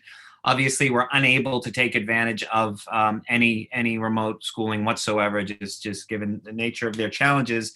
And I believe, if I have this right, that the state has allowed for right now the cutoff age is, or the 22 is the age in which students can age out of BPS, and that has been extended for current 22-year-olds. Is that correct? Yes, that's correct, Counselor. Oh, hi, Megan. And what about those students who might be 19 or 20 years old? They would not come under this. It's just a one-year thing currently, correct? I'd have to get back to you on that, but I know this is a bill before the state legislature right now, and it's something that the superintendent has already extended to our families for the 22-year-olds, if that's an option they want to take. One of the challenges certainly is making sure that if they are over the age of 22, making sure that they don't lose their placement with the state. So it's definitely a unique, thing for families to decide on their own. Yeah, and last week the council took action through the leadership of myself, Councilors Flynn and Braden, in supporting a resolution that supported Representative Coppinger's bill at the state level that you referenced, Megan. But I guess one request that I would make here, and we can follow up with more specificity offline, is there are certain situations where we would have someone in their late teens or early 20s who wouldn't quite be caught up in sort of this extension, but still would very much benefit from it. So I certainly think that, any student, particularly in the cutoff, could be in the mid to late teens, but any student that has such significant challenges, who's really missed out on a year through no fault of his or her own, to be able to extend that, it may need some state action, but I think there's also some wiggle room we could do as a district. So I look forward to seeing that codified in the months ahead. I think we're committed to working with families, right, on figuring out solutions for their students. So I'll get you more specifics on that. But fabulous, thank you very much. And Dr. Granson, you talked a little bit about in your presentation the exam schools and what the invitations look like, and I think we all celebrate the fact that we're seeing exam schools that better reflect the vibrancy and diversity of the district. I'm curious, when the debate last fall centered around the 1 year temporary opting out of the test or not doing the test due to COVID conditions, there was talk about putting some support for students so that they're able to do well. Can you just briefly talk about that? Those who have been invited, who will be attending the 3 exam schools, just extra supports. I think you're muted, Doctor. Thanks. Sorry about that, Counselor. Good morning. So we have our team working with all the exam school leaders to put together a program we're calling right now Strategies for Success. And it's going to have to do with preparing them to have a successful transition and entry into the exam schools. We'll focus on, we've looked at, for example, language and Latin potentially, because it's something that exam school leaders, noted that if students can do well in that area, they're able to persist and be successful. And so that may be one of the components, or it may be provided at a later date. Math and ELA and areas of support, but really want to try to make sure it's tailored to students as much as possible. And so, we'll be working with students to see what the strengths are in the earlier part of the program and what the growth areas are, and then tailoring it to meet their needs.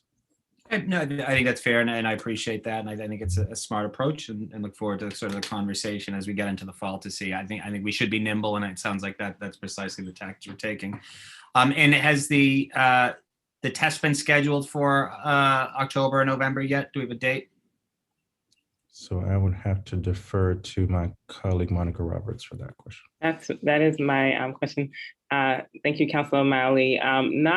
We have not scheduled the tests for the fall yet. With the exam school task force is still meeting, and as you may know, part of their charge is to make a recommendation on a long-term policy to the school committee. The expectation is that will occur before the end of the school year. And I think at that point, we will know how we are moving forward as a district. That said, we do already have a contract with NWEA for the MAP. So whatever direction that they so choose, including if there is a test, I think we'll be well equipped to do that. We're in constant communication with NWEA as well. Okay, but to be clear, the action taken by the school committee last year was to suspend the test for 1 year. For 1 year, yes. So one would argue that the default would be that the test would be, I understand, and this is not the focus necessarily of this hearing, but I just want to flag this, and we'll continue to get a little more clarity from you and the superintendent going forward. But the pause was slated for 1 year, which of course was this past fall. And the gavel's up, so I will just briefly try to see, can anyone talk, as we talk about additional services and sort of transitioning back to school. I obviously welcome and really want to commend Counselor Sabi George and other counselors for really highlighting and supporting getting more social workers and really social and emotional supports. Can someone talk a little bit about, and this may go to my next round of questions, just the incredible trauma that this year has given all of us, particularly young people, particularly those who have been out of school for many times, and just sort of any sort of anticipatory challenges or supports that we can put in as students either are now returning to school, or those who've opted out for the rest of the school year, for looking into September, what that's going to be like, the added anxiety, the added angst, the added concern that many students will be feeling. I can jump in here, Councilor O'Malley. As you can imagine, it's been a harrowing year for young people. I think we anticipate that students will have a hard time coming back to school, just in readjusting to having to get up early, having to be in a large building with lots of people. I mean, it's been a long time for many. In addition to that, we have students who were already, dealing with challenges around perhaps school anxiety and things like that. So this is only going to bring it to a whole other level, as you can imagine, right?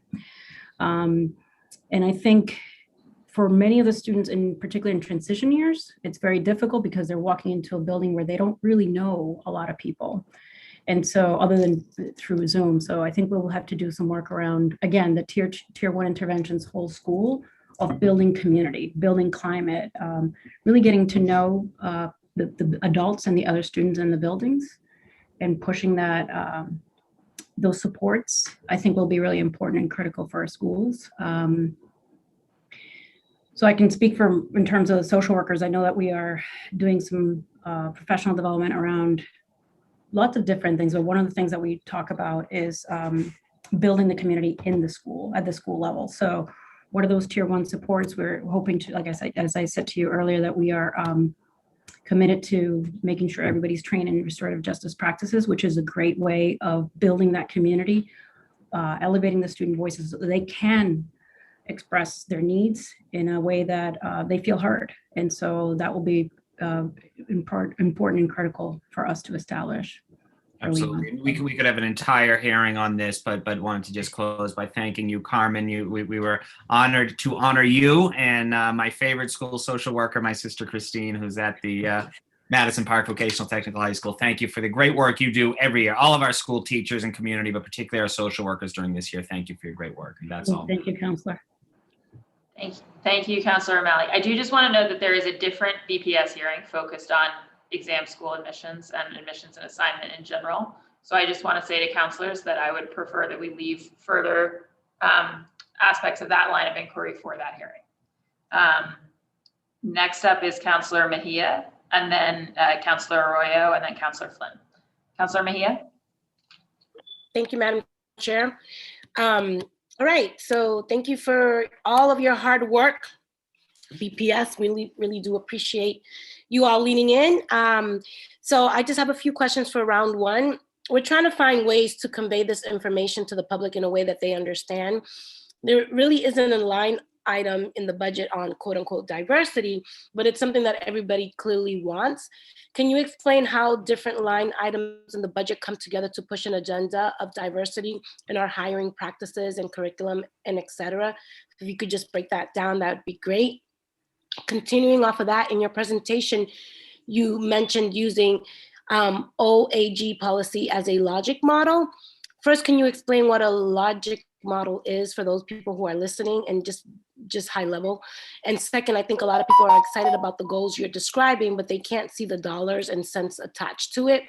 Can you just explain, for example, how dismantling structural barriers and providing greater access to opportunities is reflected in the budget? Last year, we saw a cut in social and emotional learning and an increase in social and emotional intervention. This year, we're seeing a proposed cut in social and emotional intervention and an increase in social and emotional learning. What's the reasoning for these numbers going back and forth? And then lastly, the BPS website lists members of the OAG task force. Could you explain how the members of the task force were chosen and how the role of the student voices can be included? It doesn't look like there's a student sitting on that task force. Is that the case? Just some clarity around that. Thank you, Councilor Mejia. Thorough and great questions as always.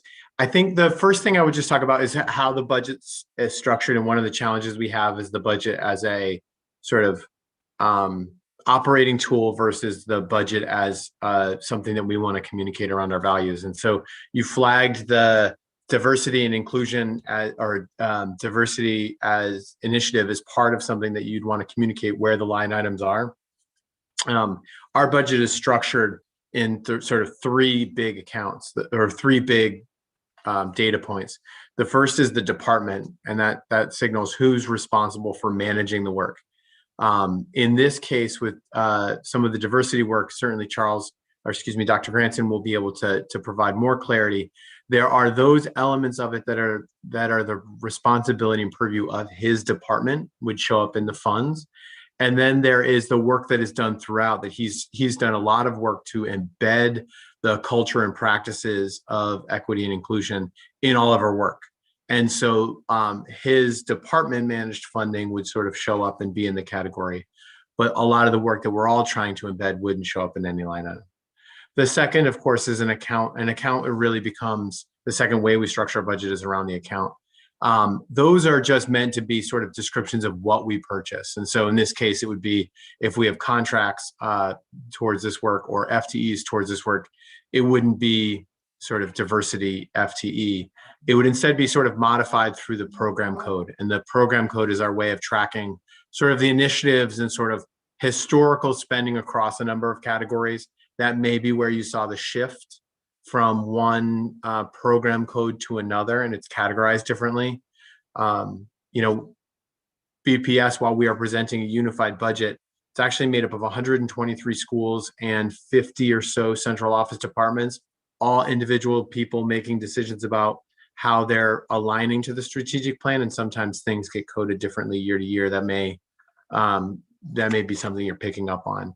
But certainly we evaluate whether or not we want to track something as a specific program each year, and sort of think about how does this help us manage the budget and manage to our strategic goals, and then also how does it help us communicate to the community about what's happening. And that's probably a longer answer than you were hoping for, but it just explains the sort of mechanics of it. In terms of the OAG task force and its composition and some of the other questions you had, I'll turn it over to Dr. Granson and see if you want to take those. Good morning, Councilor Mejia. Thanks for the questions, and thanks, Nate, for sparing me of trying to explain how that works. But I guess I'll just add to what Chief Cooter said by providing a few examples. We, for the first time last year, were able to hire a retention specialist in our office of recruitment, cultivation, and diversity. That was a game changer, and I sort of explained a little of this earlier, because now we're able to do extra interviews for every person of color who leaves our district, and make ourselves available to them all. And we're able to talk to hundreds of people who have left over the last 2 years, and essentially to know more about what we need to do to sort of change the overall culture, either in schools or in central office, to prevent staff from leaving.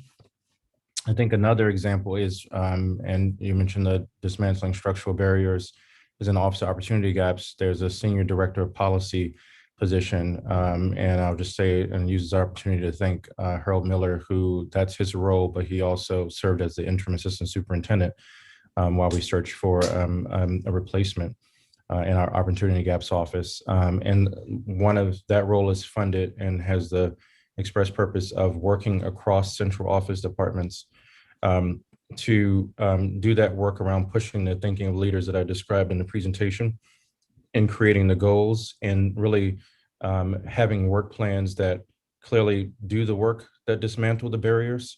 And so that's one support there. And then of course we have other staff in the office who provide training and support, either around racial equity planning tool usage, or around cultural proficiency, CLSP work in the district, and those things work hand in hand. Our Opportunity and Achievement Gaps Task Force is selected, like our ELL task force. All the task force are typically appointed by the school committee. And but I know that there's an extensive process in terms of engaging with community and others in terms of coming up with a list of names before the school committee makes those appointments. And we do have a BSAC representative. There's historically been one on the Opportunity and Achievement Gaps Task Force. And so that's a voice that we recently, I think the last meeting was the students' first meeting of this year, as they've had some turnover and change, but we value the student voice at that meeting. Thank you. Is the gavel on me? I can't tell. Councilor Bach, do I have time for one more question? If it's brief, it is up, but.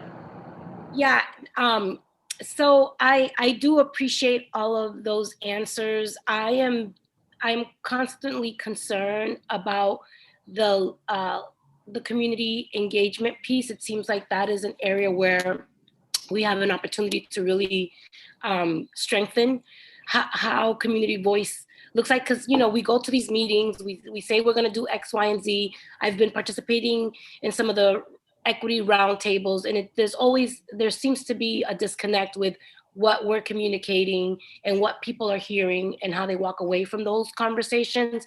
And at some point, I just think that it would be great to even have exit. Sorry, Google is talking.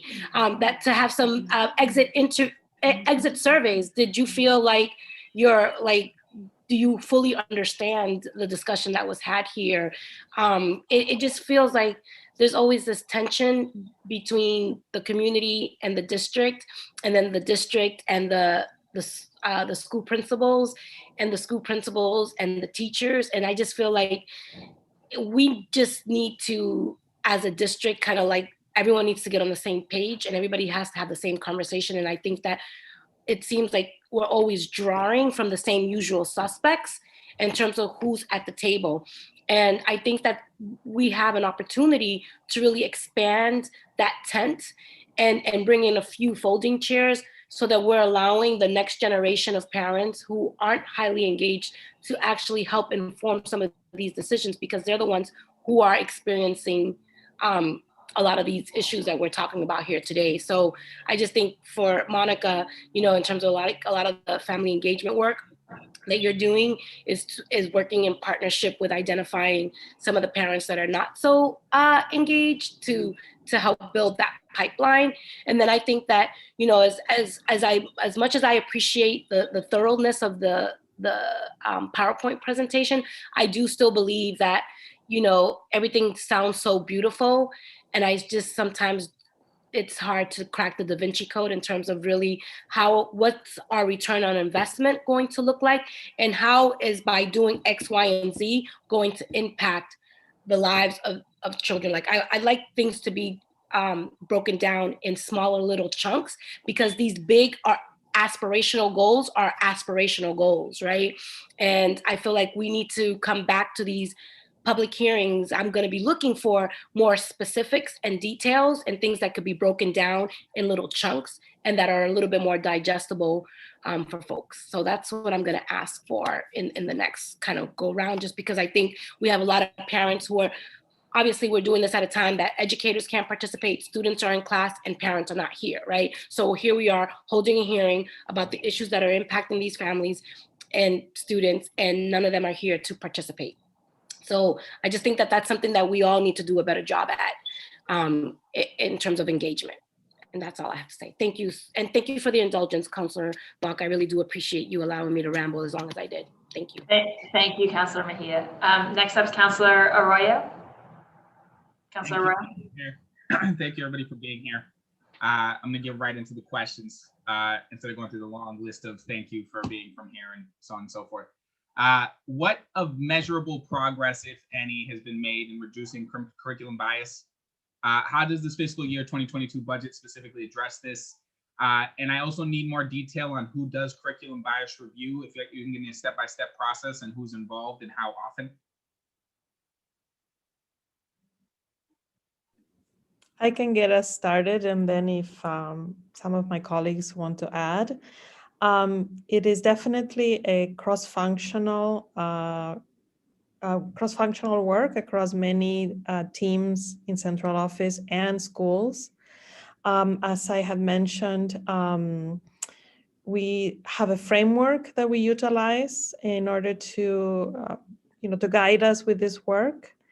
And it's definitely been a priority in the past, and moving forward as we re-engage and reimagine how we want to engage students, it will continue to have front and center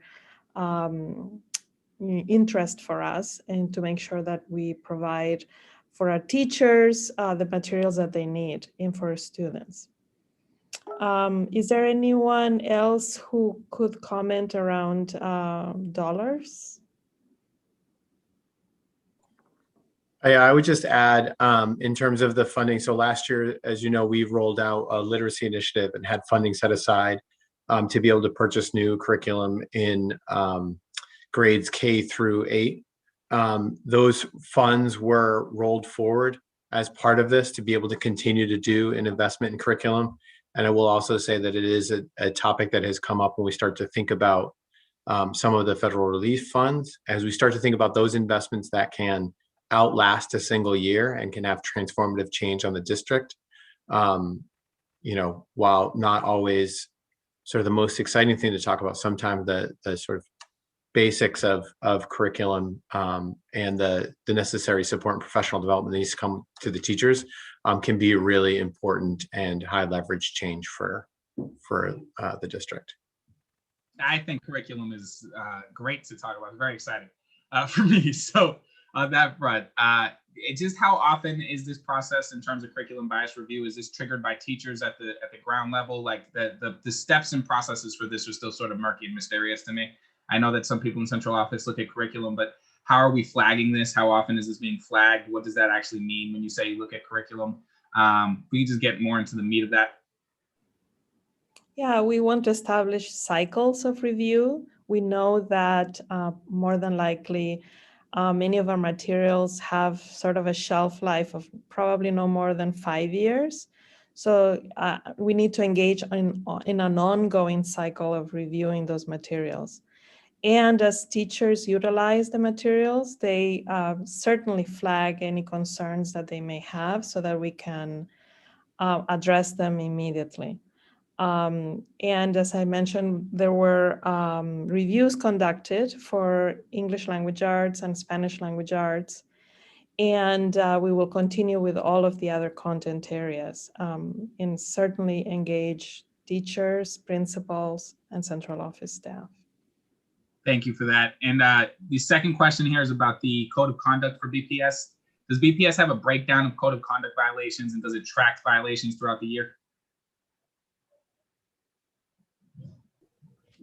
Good morning, Councilor Arroyo. So, yeah, we're required by law to review code of conduct data and incidences that occur.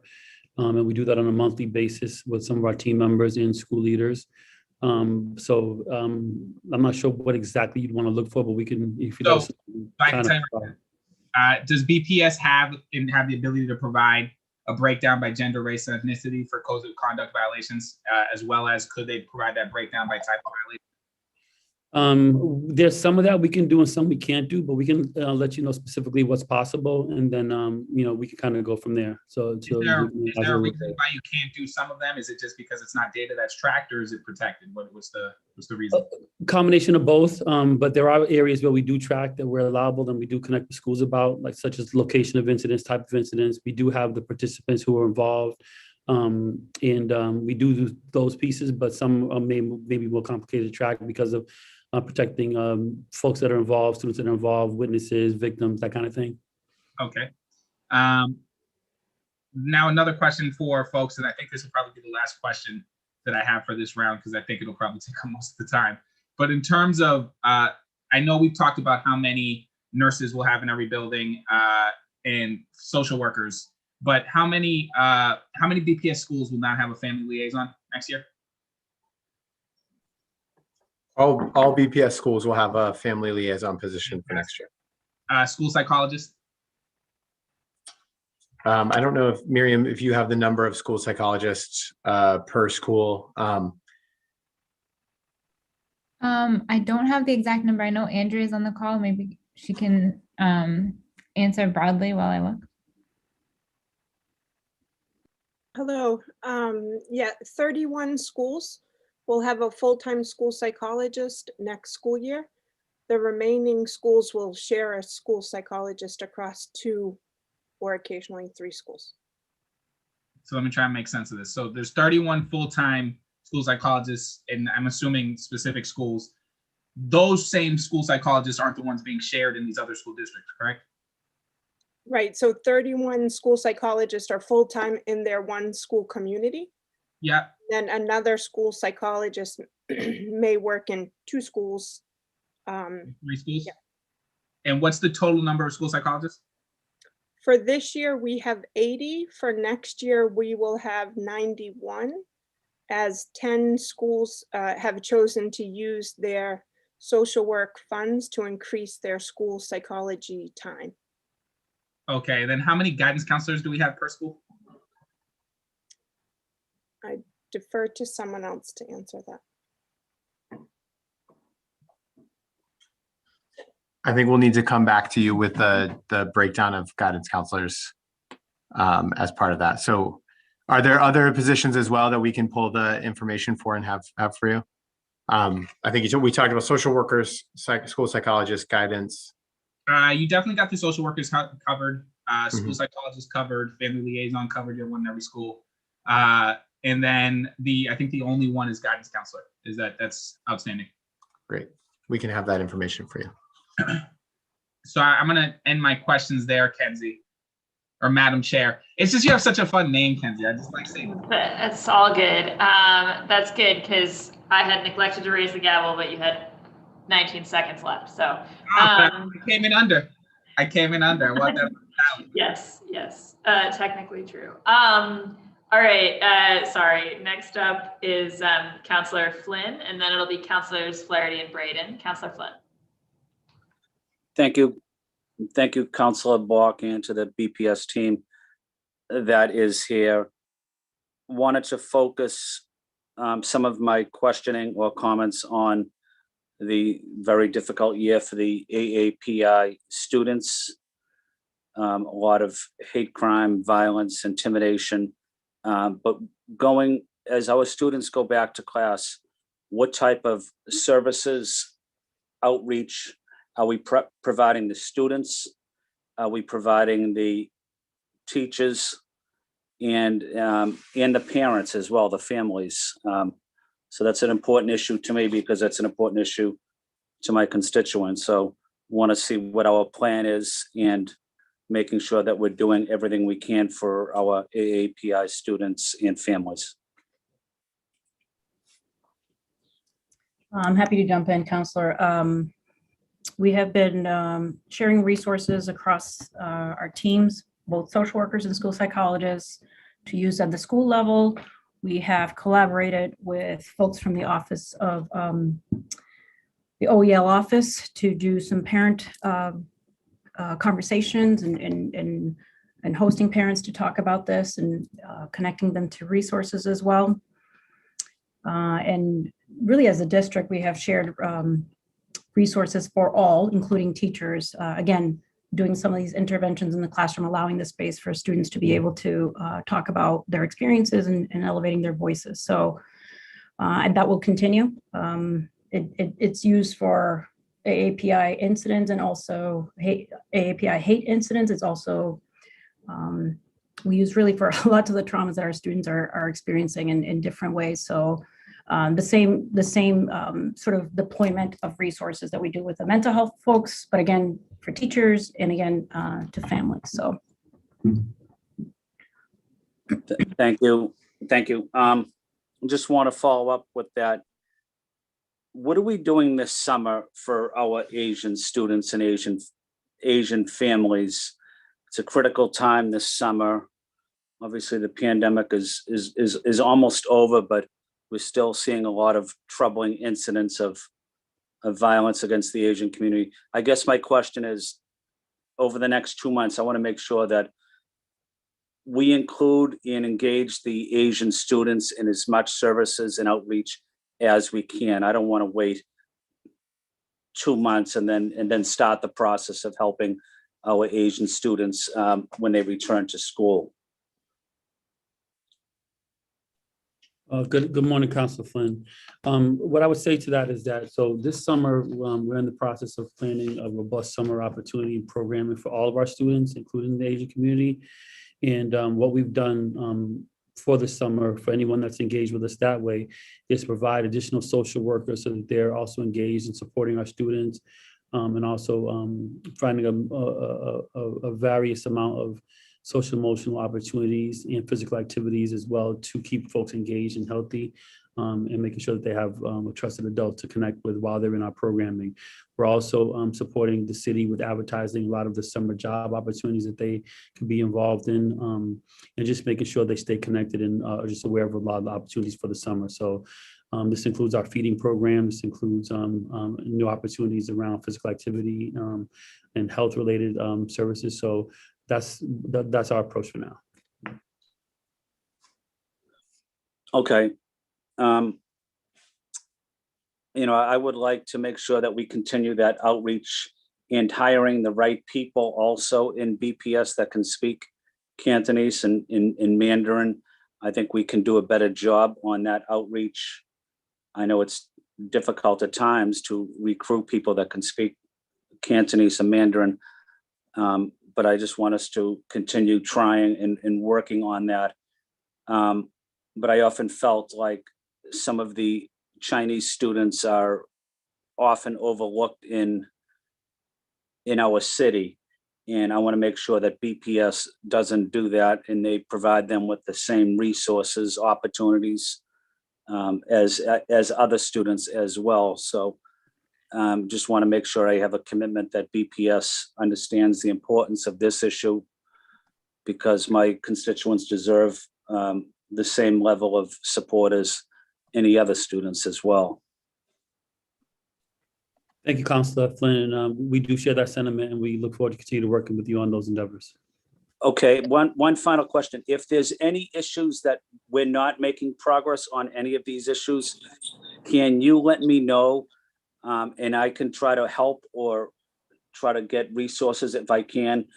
I'm not going to be upset if we're not making progress. I'm going to be upset if I don't know about it. So, you know, if there are issues and we have challenges, please let me know. And I want to be part of that solution in make progress in helping our Asian students. Councilor Block, that's all I have. Thank you. Great, thanks so much, Councillor Flynn. Next up is Councillor Flaherty. Thank you, Madam Chair. Obviously, thanks to the superintendent's team, CFO Nate Cooter and Dr. Charles Granson, and the folks that presented this morning. For me, closing the opportunity and the achievement gap is the most important thing that we can do for our students.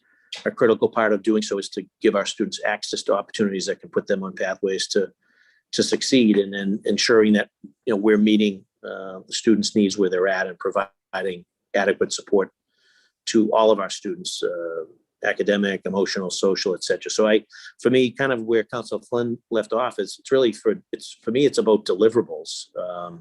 You know, so can someone provide more information on plans, you know, to close the opportunity and achievement gap, as well as the provisions around wraparound services, so we get students back on track, particularly because of the pandemic and arguably a lost year of learning, you know, as well as the increased need for trauma, crisis, and mental health support, you know, and how it fits into the strategic plan in commitment one in general.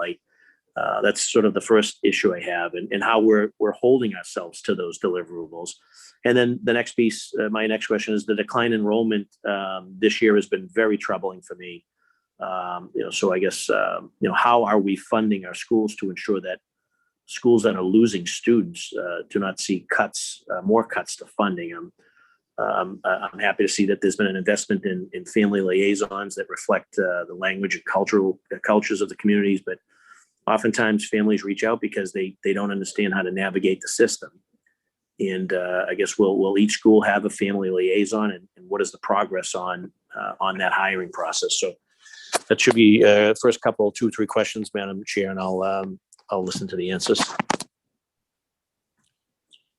Thanks for that, Councilor Flaherty. And I'll just really quickly sort of answer a few of your first questions. I think, you know, one of the things we do in terms of our strategic plan implementation, which is aligned and fully integrated with our opportunity and achievement gaps policy.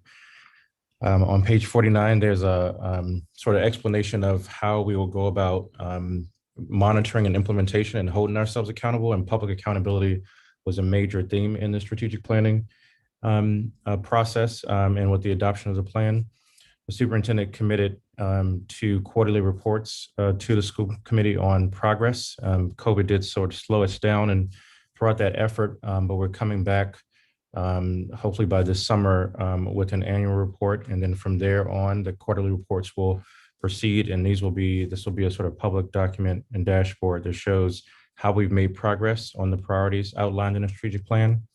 Internally, we have departmental work plans and goals. And so each department and division, they've identified what they're going to do to close opportunity and achievement gaps from their work and vantage point.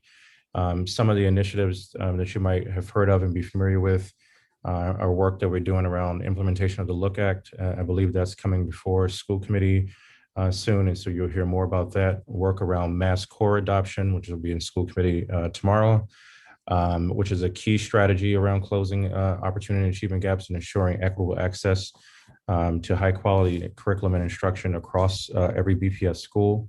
Our high school redesign efforts is about providing opportunities to students in a number of areas, career and technical education, advanced placement, international baccalaureate, dual enrollment. So those are opportunities that don't currently exist at every high school. In the superintendent's vision in the high school secondary office, they have that work that I believe they'll be sharing in the next couple of weeks as well. And so those are the things we're looking at as deliverables.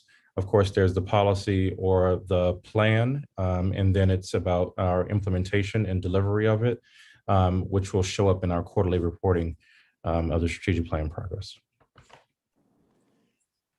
And obviously, and just to opine briefly on that, obviously, we're in a global economy, and so deliverables for me are, our children getting into the, we boast of having the best colleges and universities in the world, and not enough of our kids are getting into those schools. So that's a barometer for me, as is, when CEOs are moving their companies here, and bringing, those high-paying jobs here, and those jobs aren't trickling out to the neighborhoods, to our residents, particularly graduates of BPS. That's also another barometer for me. So I want to make sure that, we're holding ourselves to the highest academic standards as possible, and that, we're helping folks, gain access to those opportunities. And that's, one of our most important fundamental obligations is the education of our children. And, we need to continue to put our best foot forward and provide the best opportunities for our kids. And it's not a one size fits all, unfortunately. It's not how it works. And so we need to make sure that we're doing the best we can to get kids up to grade level. And we also need to also be there for those that need, those AP courses and advanced work studies to help them sort of achieve their highest height as well. So it's a combination of all of those factors, and keeping in mind again that some of the goals that we've set for ourselves, I think we tend to fall short, and we need to be doing better as we move forward. And Counselor, I wanted to return to one of your earlier questions, because I think it does give us the opportunity to highlight something that we invested a significant amount of money in. You had mentioned enrollment declines and the concerns around how those enrollment declines can lead to a change in the student experience. This year, we did more to support schools outside of weighted student funding than we have in prior years. $18.5 million went to stabilize school budgets that would normally have fluctuated because of enrollment in a weighted student funding district.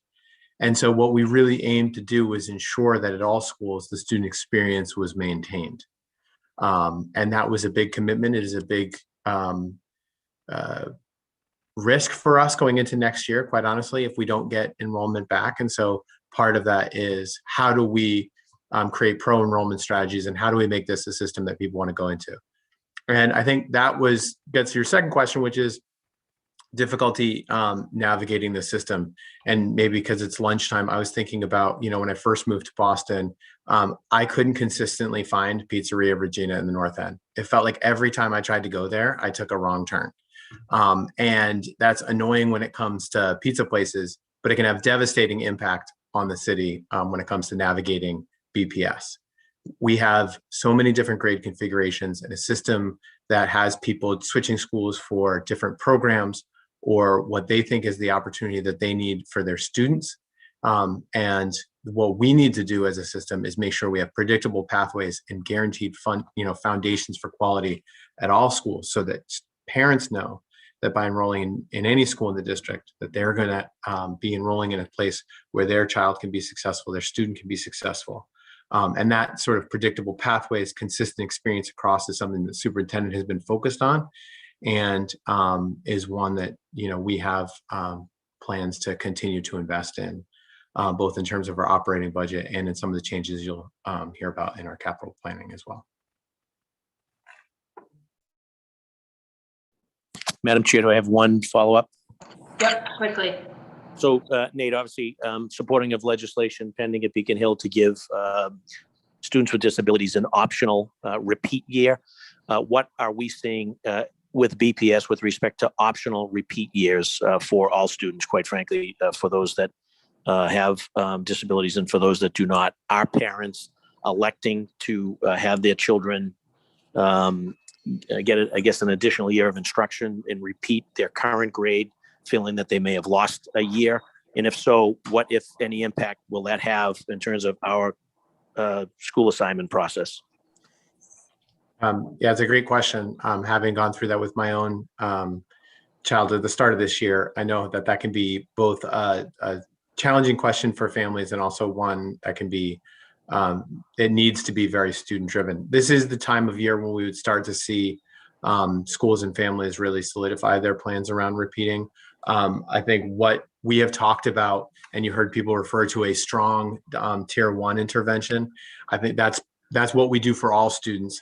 What we need to do is approach next year around what is the unfinished teaching. What is it that we didn't get to as a system? And because I think there are a lot of students who have material and instruction that they need to catch up on.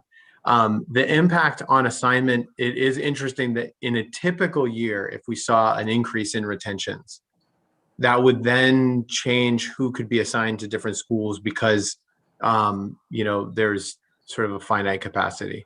I think in this year where we have, as I mentioned, the 18.5 million, we've built extra sort of capacity in the system for students, that there is more flexibility, and we don't see an impact right now on assignment.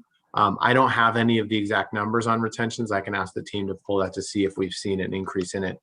But I know that the superintendent has really emphasized not using retention as sort of the quick fix for students, that we really need to think about approaching our instruction differently, and it being about supporting all the students and assessing where they're at and preparing to meet their needs in the fall.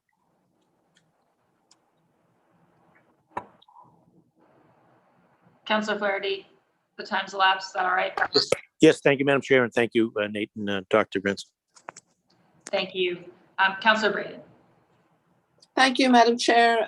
Thank you to everyone for your presentation this morning. I had a few questions.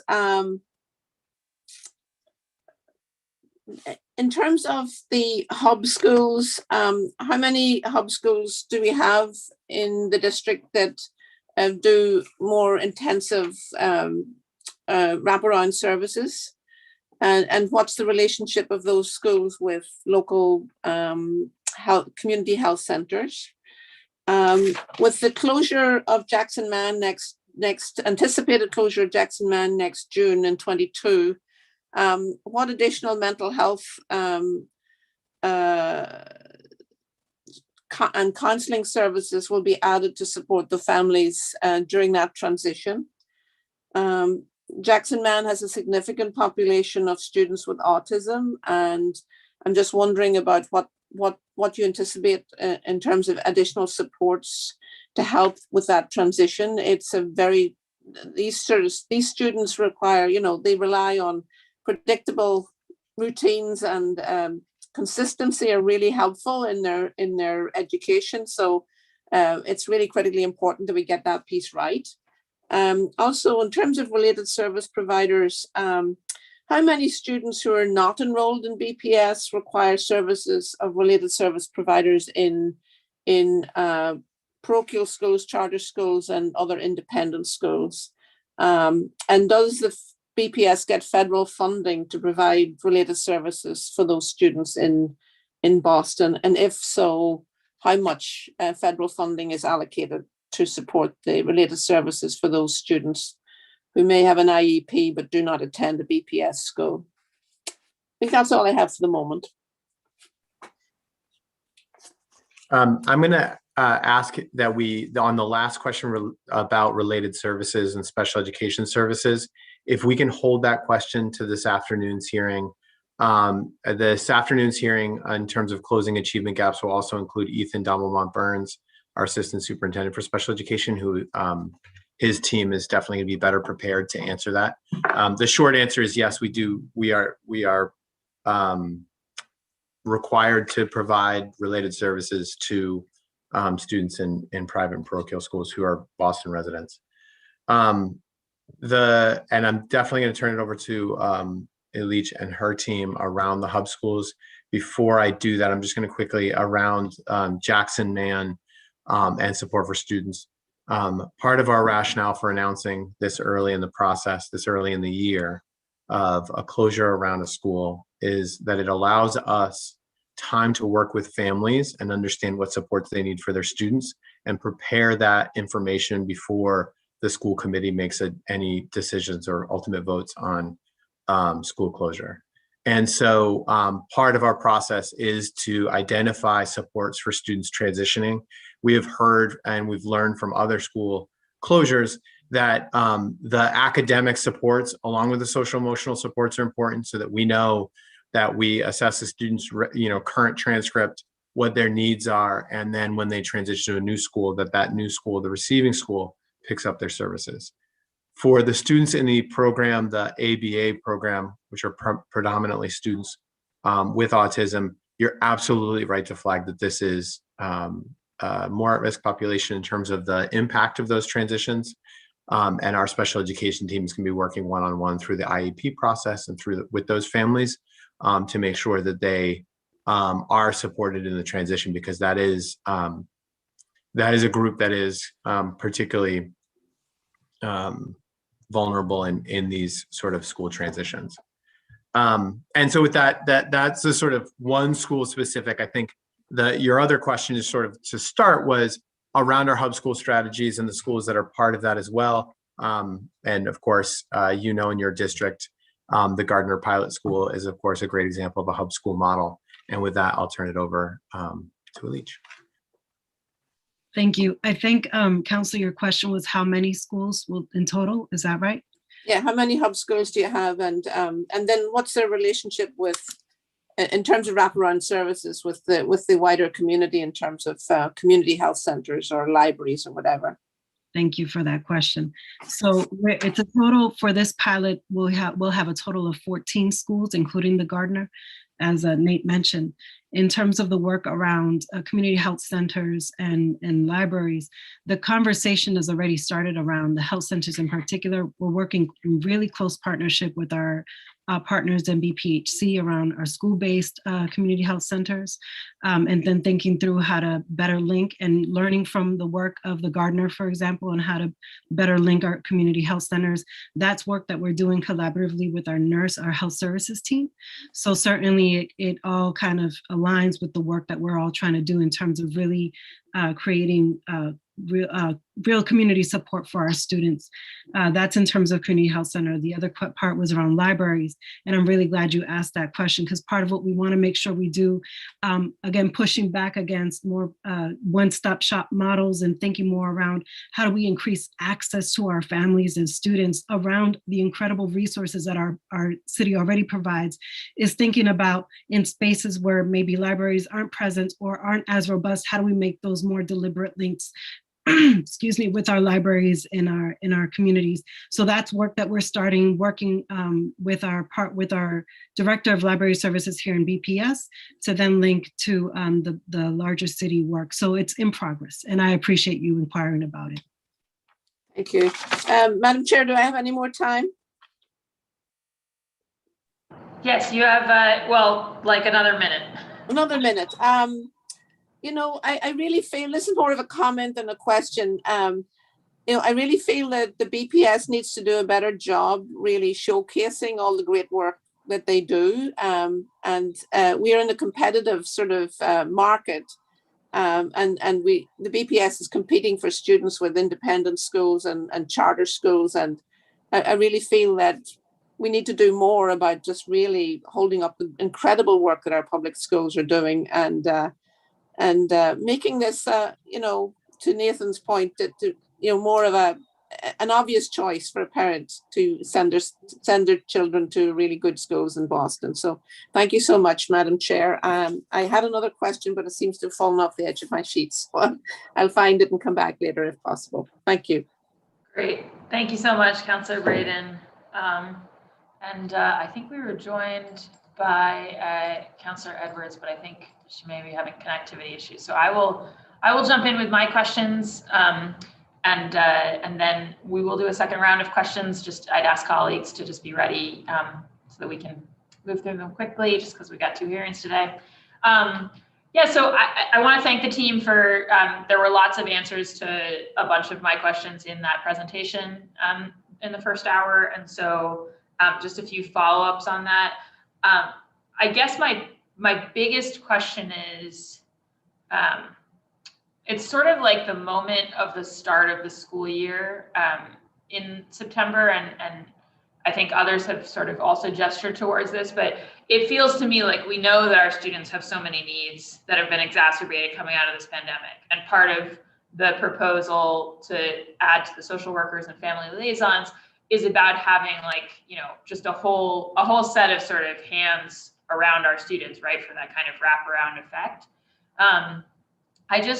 I'm sort of trying to think about what the sort of moment of diagnostic assessment in the first few weeks of September is going to look like, because I can imagine a world in which, you know, a teacher gets their class roster, and then, I mean, normally, right, they spend the first few weeks trying to sort of figure out, where are these students on my class roster, like sort of where are they in their learning journey, what's going on at home, et cetera. And it feels like we're going to find out in September, okay, this set of students in my class, you know, could really use the mental and emotional support. I've got some folks who stopped going to school last year and they're not really feeling connected to the school community and they're not showing up. So there we have like an attendance, you know, from jump problem. And, you know, and over here, you know, this person had really like done well previously with somebody standing over their shoulder, helping them with math. And last year it's clear that like learning math remotely didn't work for them.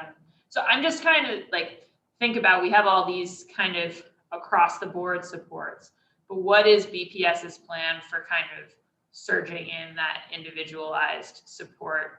I just think there's going to be so much that we don't yet know about where our students are at. So I realize that's kind of a big picture question, but I'm sort of trying to imagine how these teams get operationalized around our students in the fall.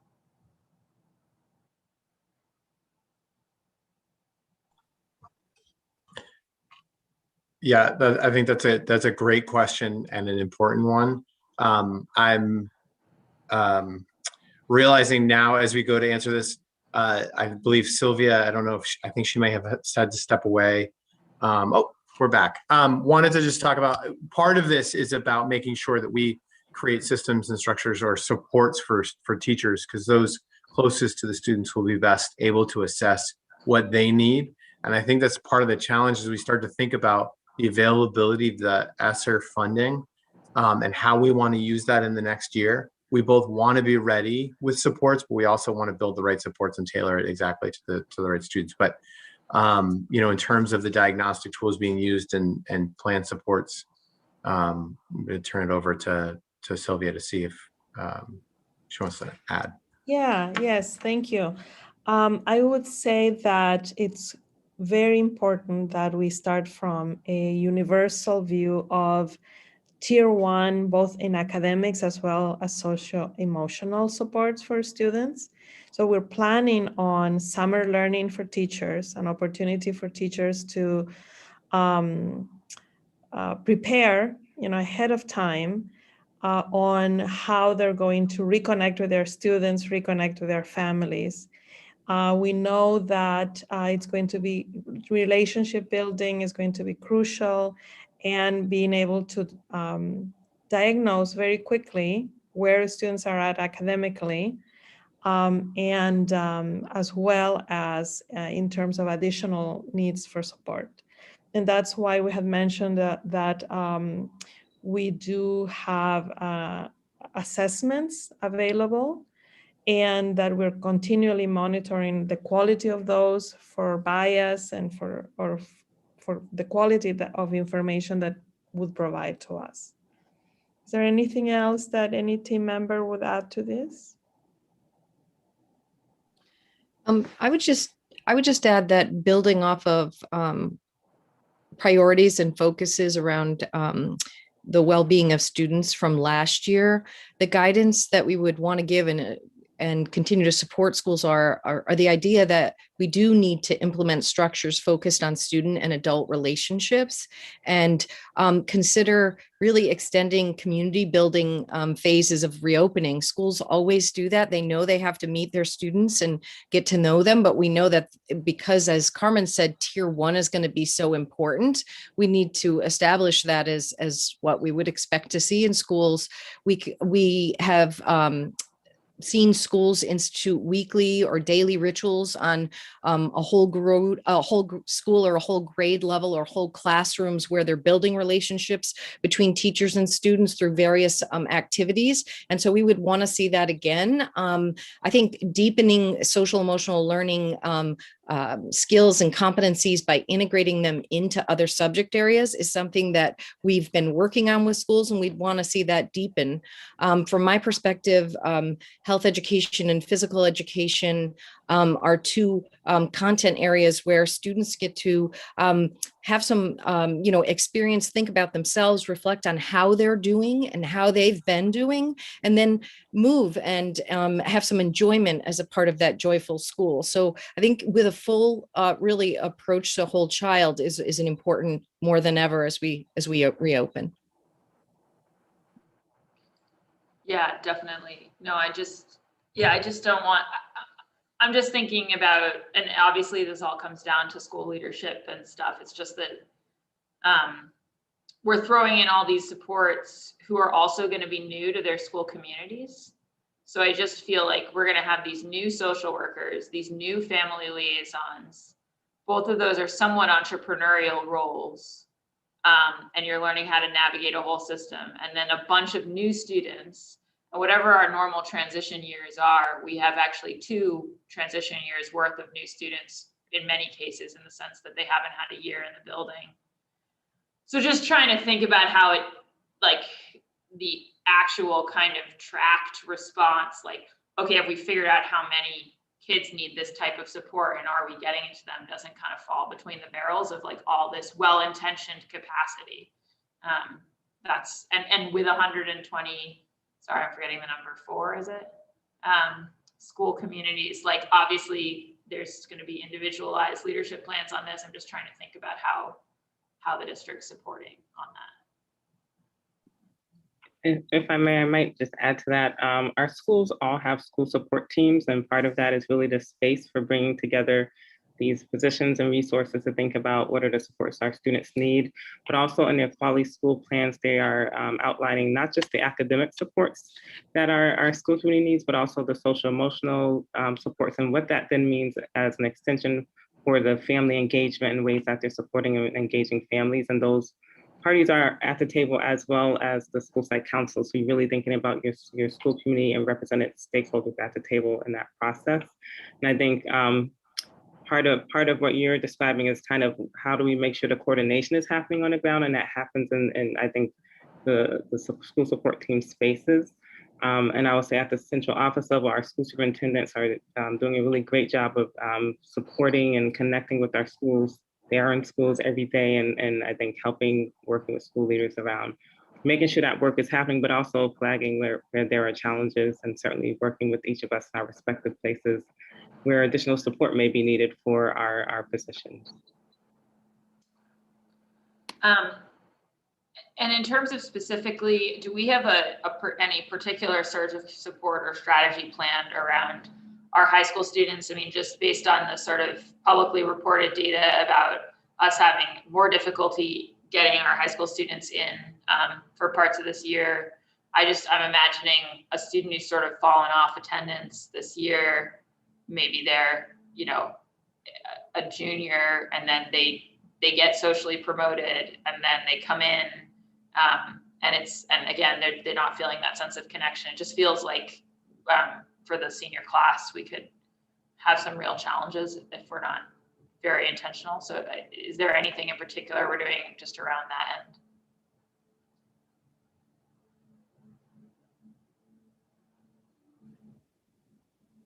I will look into that, but thank you for bringing that up because it is very important. All right, well, yeah, it would be great to hear more at future hearings about that. With our high schoolers. it feels like we're going to have a lot of support that all our students need, but we have a longer runway with the younger ones, and we don't have that with the older ones. So. Yeah, and Counselor Bach, just to add in, our hearing on the 18th is going to focus more specifically on high school, so we'll be sure to incorporate your questions there as well. Okay, that'd be great. I forgot to set a timer on myself, so I want to be cautious. So I will stop my questions there for now, and go back up to the top. And I think I noted this already, but we have been joined by Counselor Edwards. She's going to forego questions just since she was late.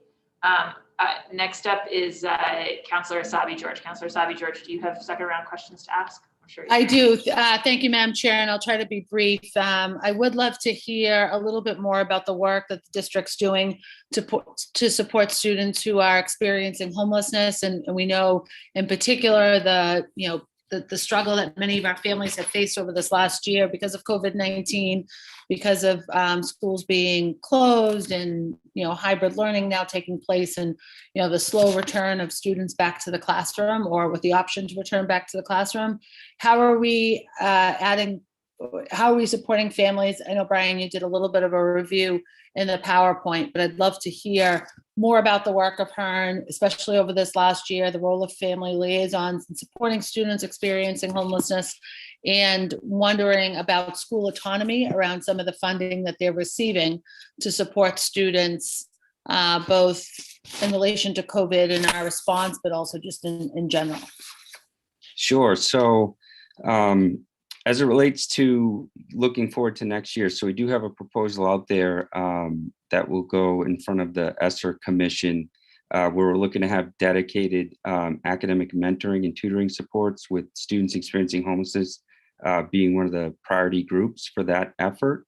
We're also looking to continue the external partnerships with case management and wraparound supports as part of that funding proposal.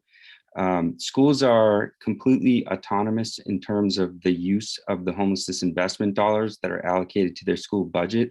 Of course, they have to follow the district's purchasing and procurement guidelines in the use of those dollars, but they're certainly autonomous in terms of the use of the funding.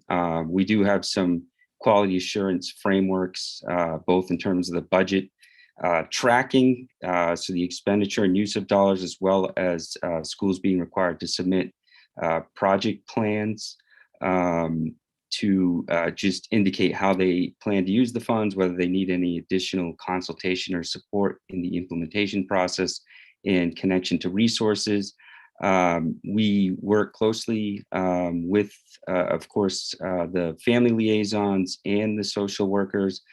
Part of our focus this year and moving forward has been to make sure that we're distributing information about resources and training opportunities, particular to students and families experiencing homelessness, to key work groups, which includes the social workers, the family liaisons, school nurses, guidance counselors.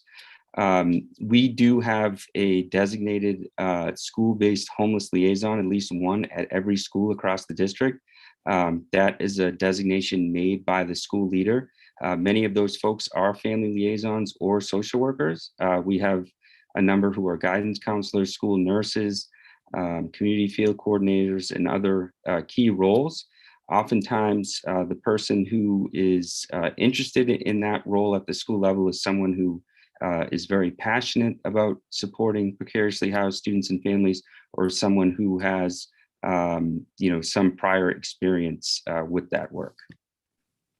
Great, thank you for that. And have we looked at the impact of COVID-19 in particular this past year, what impacts that's had maybe on the increase in number? Has that impacted the numbers of families and children, students experiencing homelessness? And maybe you could talk for a moment about the family-led stability pilot or project now, and maybe the impacts of increasing that in the next school year, what that might have on as hopefully a positive impact on our kids. Yeah, so we haven't actually seen, so Boston's been at a crisis level in terms of housing insecurity. It has one of the highest rates of family homelessness in the nation. But we have not seen a catastrophic increase in homelessness based on our data throughout the pandemic. And our belief is that part of that is because of the state's moratorium on evictions, the city's considerable funding that's gone towards rental relief that has been refunded a number of times, increase in funding for rapid assistance for families in transition, RAP, as well as the housing voucher partnership that we've had with Boston Housing Authority. And of course, we're regularly communicating and distributing resources to key support staff at the school level so they can easily connect families with housing stabilization services, funding, programming, etc.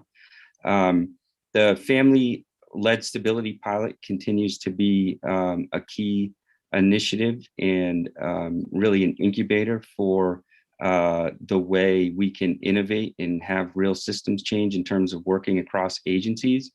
We were able to fully integrate the support of those partners with the district-wide housing voucher initiative. So we continue to look at both district-wide efforts as well as regional and school-based partnerships, because we feel like both have to be delivered in a way that all partners are on the same page. We're coordinating supports, and we're able to really fully utilize all of the resources across the city to connect those with our students and families. Great, I appreciate that. And I would say it is very unfortunate that we do have the highest rates of students and families experiencing homelessness. But I will add, we are the only state with the right to shelter. So we do a good job. If there is a silver lining to that, supporting our families, but also counting our families. I think that many other states and municipalities don't provide any services to families and students experiencing homelessness. We do that here in both in Massachusetts and certainly in the city. And that could be part of why we unfortunately have that distinction. Thank you, Madam Chair. Thank you, Brian. Thank you, everyone. And I look forward to this afternoon's hearing. That's it for this morning's questions for me. Great. Thank you so much, Councillor Sabi George. I think up next, I'm just scanning up my list here. I think it'll be going next to Councillor Mejia. Yeah, Councillor Mejia, you have the floor. Thank you. So for round two, I just kind of want to make a quick note here that, it often feels like schools in the suburbs phrase schools with smaller attendance as a good thing, and saying, oh, look how good our students to teacher ratio is, or look at how much space we have for labs and creative space. But in Boston, it's always seems like it's an excuse to shut schools down. And so I just think that there is something for us here to learn and to consider as we continue to have these conversations. And I also think it's important to highlight the traumatic impact that school closures have on families, particularly those who have already experienced displacement and already have a lot of instability. So I just really think that as we start thinking about the social and emotional well-being of our students, that we're really super mindful of the impact that these school closures have on the entire community. It's just something for us to think about. And if we're going to continue to do that, then we need to budget accordingly to ensure that we're able to address the trauma. But I have two questions. In regards to the code of conduct implementation, could you provide us with some data around code of conduct violations by demographics? What percentage of code of conduct violations were issued to white students compared to students of color? And then I'm also curious, how are we using the new federal funding to help create trauma-informed services for students who need help readjusting to back in-person classes? I can just speak for myself. My daughter is a BPS student, and the transition from home, remote learning to being back in school has been traumatic for her, just in terms of just like the new norms of just how to show up in school. I'm not sure what transition plans have been put in place to help acclimate students to being back in person. Just kind of like those learning habits have been lost. And so I'm just curious, like, how are we dealing with that? And we could do the same for our teachers. How have who had to bear the burden of making all of these adjustments? Just curious about how we are allocating funding to support these transitions. Yeah, thank you for that question. And Councilor Roy had asked earlier about the demographic breakdown for code of conduct violations. And our Deputy Superintendent, Sam DePino, will follow up to be able to provide that information to you so you have it. But in general, I'm just wondering, I know you may not have those exact numbers, but what have been some of the trends that you have seen? Can you at least give us some sense of trends? Because having worked in the education space, what I always see is that students of color are usually disproportionately the ones who are usually the ones going to the principal's office. And so I'm just curious if you have any insight as to why that is.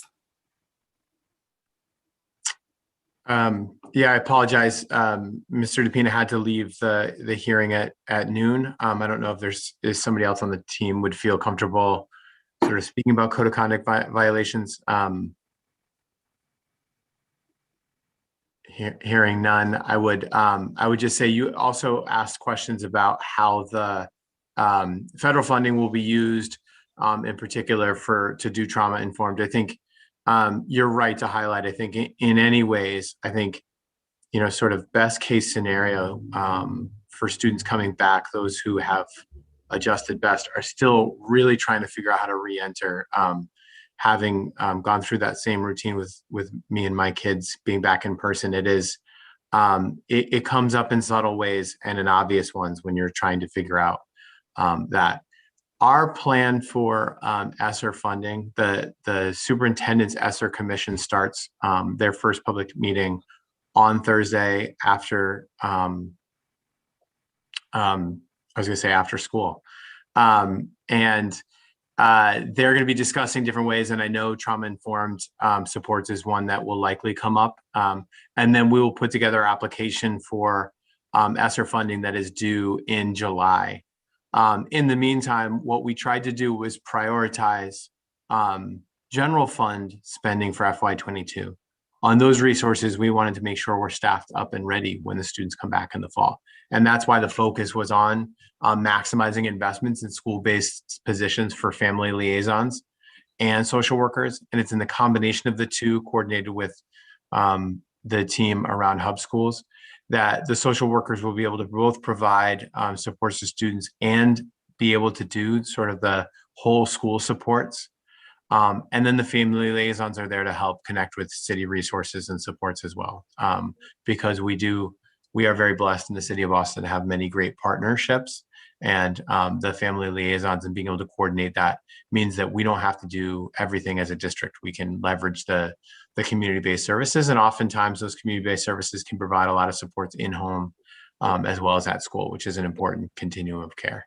And before I get the gavel, I gotta get one more question in because I know that gavel is coming my way. I feel like the Gong Show here. So I'm curious, Nate, if you could just talk a little bit about, or the opportunity gap, any of the folks that are here on the call right now, if you can just talk a little bit about some of the trauma that is not related to COVID, but I'm thinking specifically around some of the violence in our community, kind of what is BPS planning to do with some of those responses to the students who are experiencing trauma due to violence, due to housing instability, and a lot of the core issues that continue to plague our community. Like, what does that look like in terms of support services? Yeah, I think we've sort of highlighted already that COVID has revealed a lot of the issues that we knew persisted before, and we need to be prepared to support going back. And I saw Brian, sorry, I didn't mean to cut you off there, is ready to jump in on homeless support. And there's definitely others on the team I'm sure will want to jump in on sort of some of the violence and other issues that are better Yeah. on students. I want to focus on violence. I mean, homelessness, and I know that Counselor Asabi George is the biggest champion in that space. So I'm well versed of all of the advocacy that she's done to ensure that our unhoused students are well supported. I'm very specific. I'd like to double in more on around the violence issue here in the city of Boston and what BPS is doing to support our students. Happy to jump in, Counselor.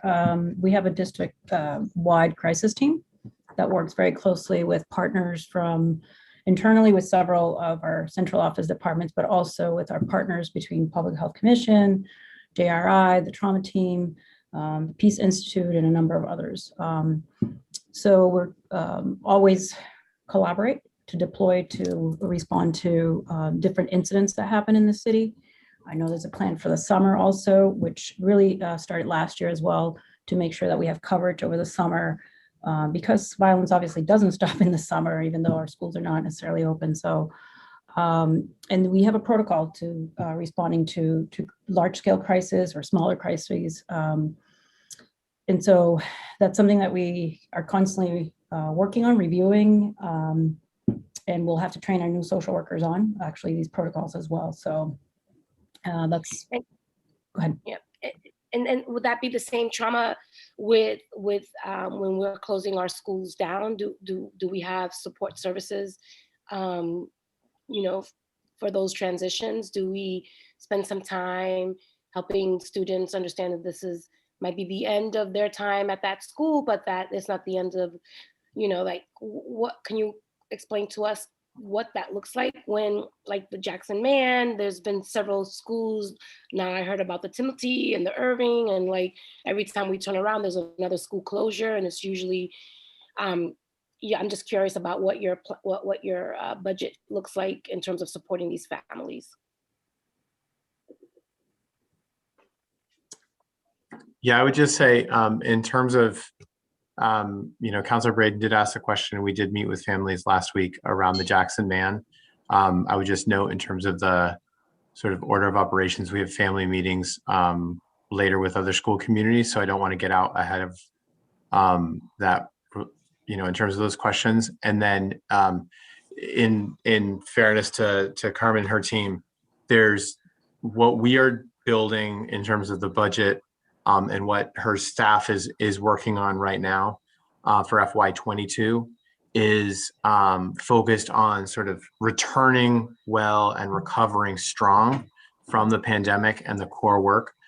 We also are launching community conversations around Build BPS and the sort of implications of any announcements that may be coming, so that we can support families and hear from families about what they need. So it'd be premature at this point for us to talk about those supports, and it would seem incomplete, I think is probably the better way to put it, with any answers that the team would give. Thank you, Nate. Great. Thank you, Carmen. Thanks so much, Councilor Mejia. I think Councilor Braden and Councilor Edwards are both with their questions with me, so I'll just I'll go back to my second round, and then we will be wrapping this up. So I just wanted to say I do have one person, Sharon Hinton. If you're still looking to testify, now would be the time to get on the Zoom, and you could email ccc.wm@boston.gov if you don't know how to do that. Yeah, I'm gonna set a timer on myself this time. I guess just would love to hear, we do have quite a collection of BPS talent on the call. And so, you know, I imagine that these departments are some of the people who will also be advising BPS's committee on how to think about using the Esser and federal funds. And so I would love to hear kind of from the different teams' perspectives, when we think about things that are, that could be like one-time supports, what comes to mind, right? Because one of our challenges with the federal money, obviously, when we talk about these family liaisons and social workers that we're adding this year, that's in response to needs of our district, but the ambition there is for it to be sort of long-term permanent personnel adjustments. When we talk about the federal money, it's sort of things that we could surge support on one time, whether it's equipment or capital stuff. But, you know, we're going to be talking about the capital plan, all that. I'm just more interested in like when your teams think about what could help our students, what are the types of kind of one-time supports that feel like they would move the needle or have a long afterlife, if anybody's got any thoughts or ideas on that front.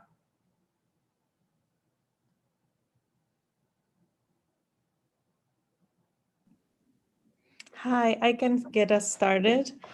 From the perspective of the academics division, certainly increasing the availability of quality materials for our students, making sure that our libraries are well equipped, that classrooms have classroom libraries, and all, the curriculum in general, that we are able to get up to par if there are gaps currently. So that is a priority. Also supports for students in terms of if they're tutoring, connecting our students with tutoring in the next few years. I think that is also a good short-term strategy. Are there other departments that want to chime in?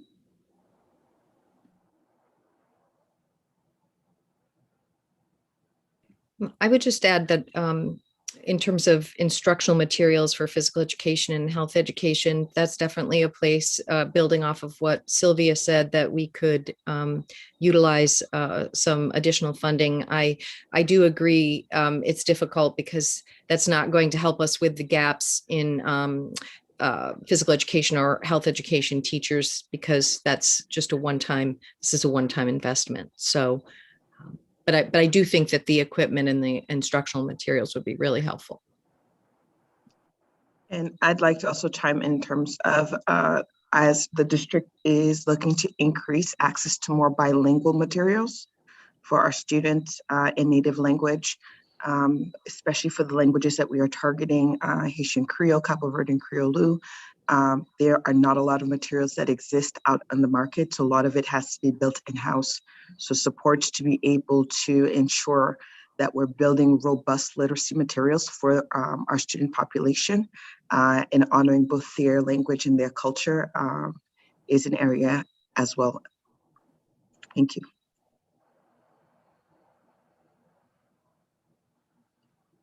Great. Anyone else? Thank you so much. Those are really helpful, thoughtful. And I think I totally agree that not just physical curriculum materials, but the idea there, Daphne, of kind of like the startup costs to developing culturally appropriate and academically high standard materials feels like something that could have that kind of long afterlife for our students. And especially when we consider the sort of, and the impacts that this has had on the ELL community, I just think that's really helpful. And then, so I understand we're going to talk more about the high schools on the 18th. I'm very very antsy about them. So I guess I'll save more of my questions on that. I guess what about on the kind of digital readiness side? When we think about, obviously we've made a bunch of one-time investments in that for the COVID year, but I know that sometimes Chromebooks are not that great and they break. So how are we thinking about how much of the infrastructure we've created for a year of remote learning is permanent infrastructure versus going away? And on that category of like one-time things that we could invest in that would persist, are there some of those in the kind of digital access space? Yeah, there absolutely is. And thanks for that question. The Chromebooks that we purchased to go one-to-one was an opportunity for us to accelerate what the superintendent had already intended to do, which was to move to one-to-one computing district-wide. We had announced prior to the pandemic that we were going to go one-to-one in high schools and then increase devices at the early ages. So as part of our planning for next year, we do have both sort of device maintenance and replacement costs planned for. And then this is going to be part of our sort of ongoing new expectations and new way of doing business around technology. And so there will be a standard refresh schedule that goes with the Chromebooks. I would also note that, in our budget, we had identified already funding for COVID-related costs, but those were costs that we thought were now, I think I already said this about like the new normal. So we think that things like hand sanitizer is not likely to be something that we move away from having gone through this, right? So it's now part of our baseline costs and expectations. But as part of that, a lot of the online tools that students and staff have gotten used to that helped with asynchronous learning and online learning are part of our planned expenditures. And so learning from the pandemic, we want to make sure those resources are available to us going into next year. And it's part of how we reimagine school. And so we've all adapted and learned from this. I've, again, not to talk about the two students I live with too much, but my son is now running Friday night Minecraft Zoom parties. And if you had asked him to do that pre-pandemic, I'm not sure he would have had the technical skills. I think the opportunities for learning in different ways is there, and we're going to continue to invest in it. Great, thanks. And then just, is there any plan, again, this could maybe be deferred to the academic hearing, but is there a plan for a tutoring surge? We are working on that. Okay. Yeah, just definitely, yeah, it feels to me like obviously something we're gonna need to do, so.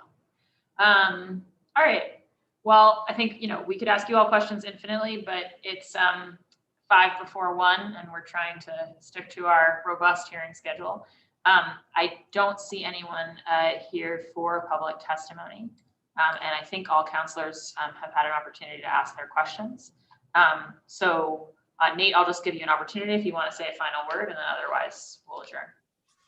No, thank you. Look forward to joining you all in a few hours for our afternoon hearing.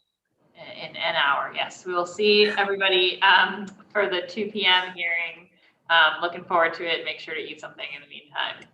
With that, this hearing of the Boston City Council's Ways and Means Committee is adjourned.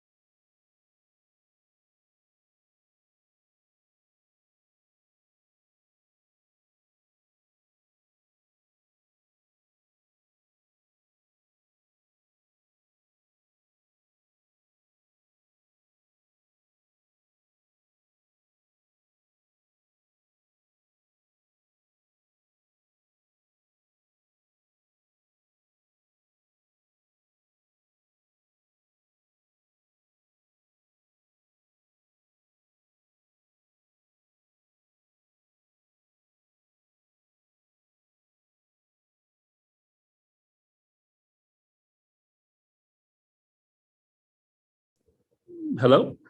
Can folks hear me?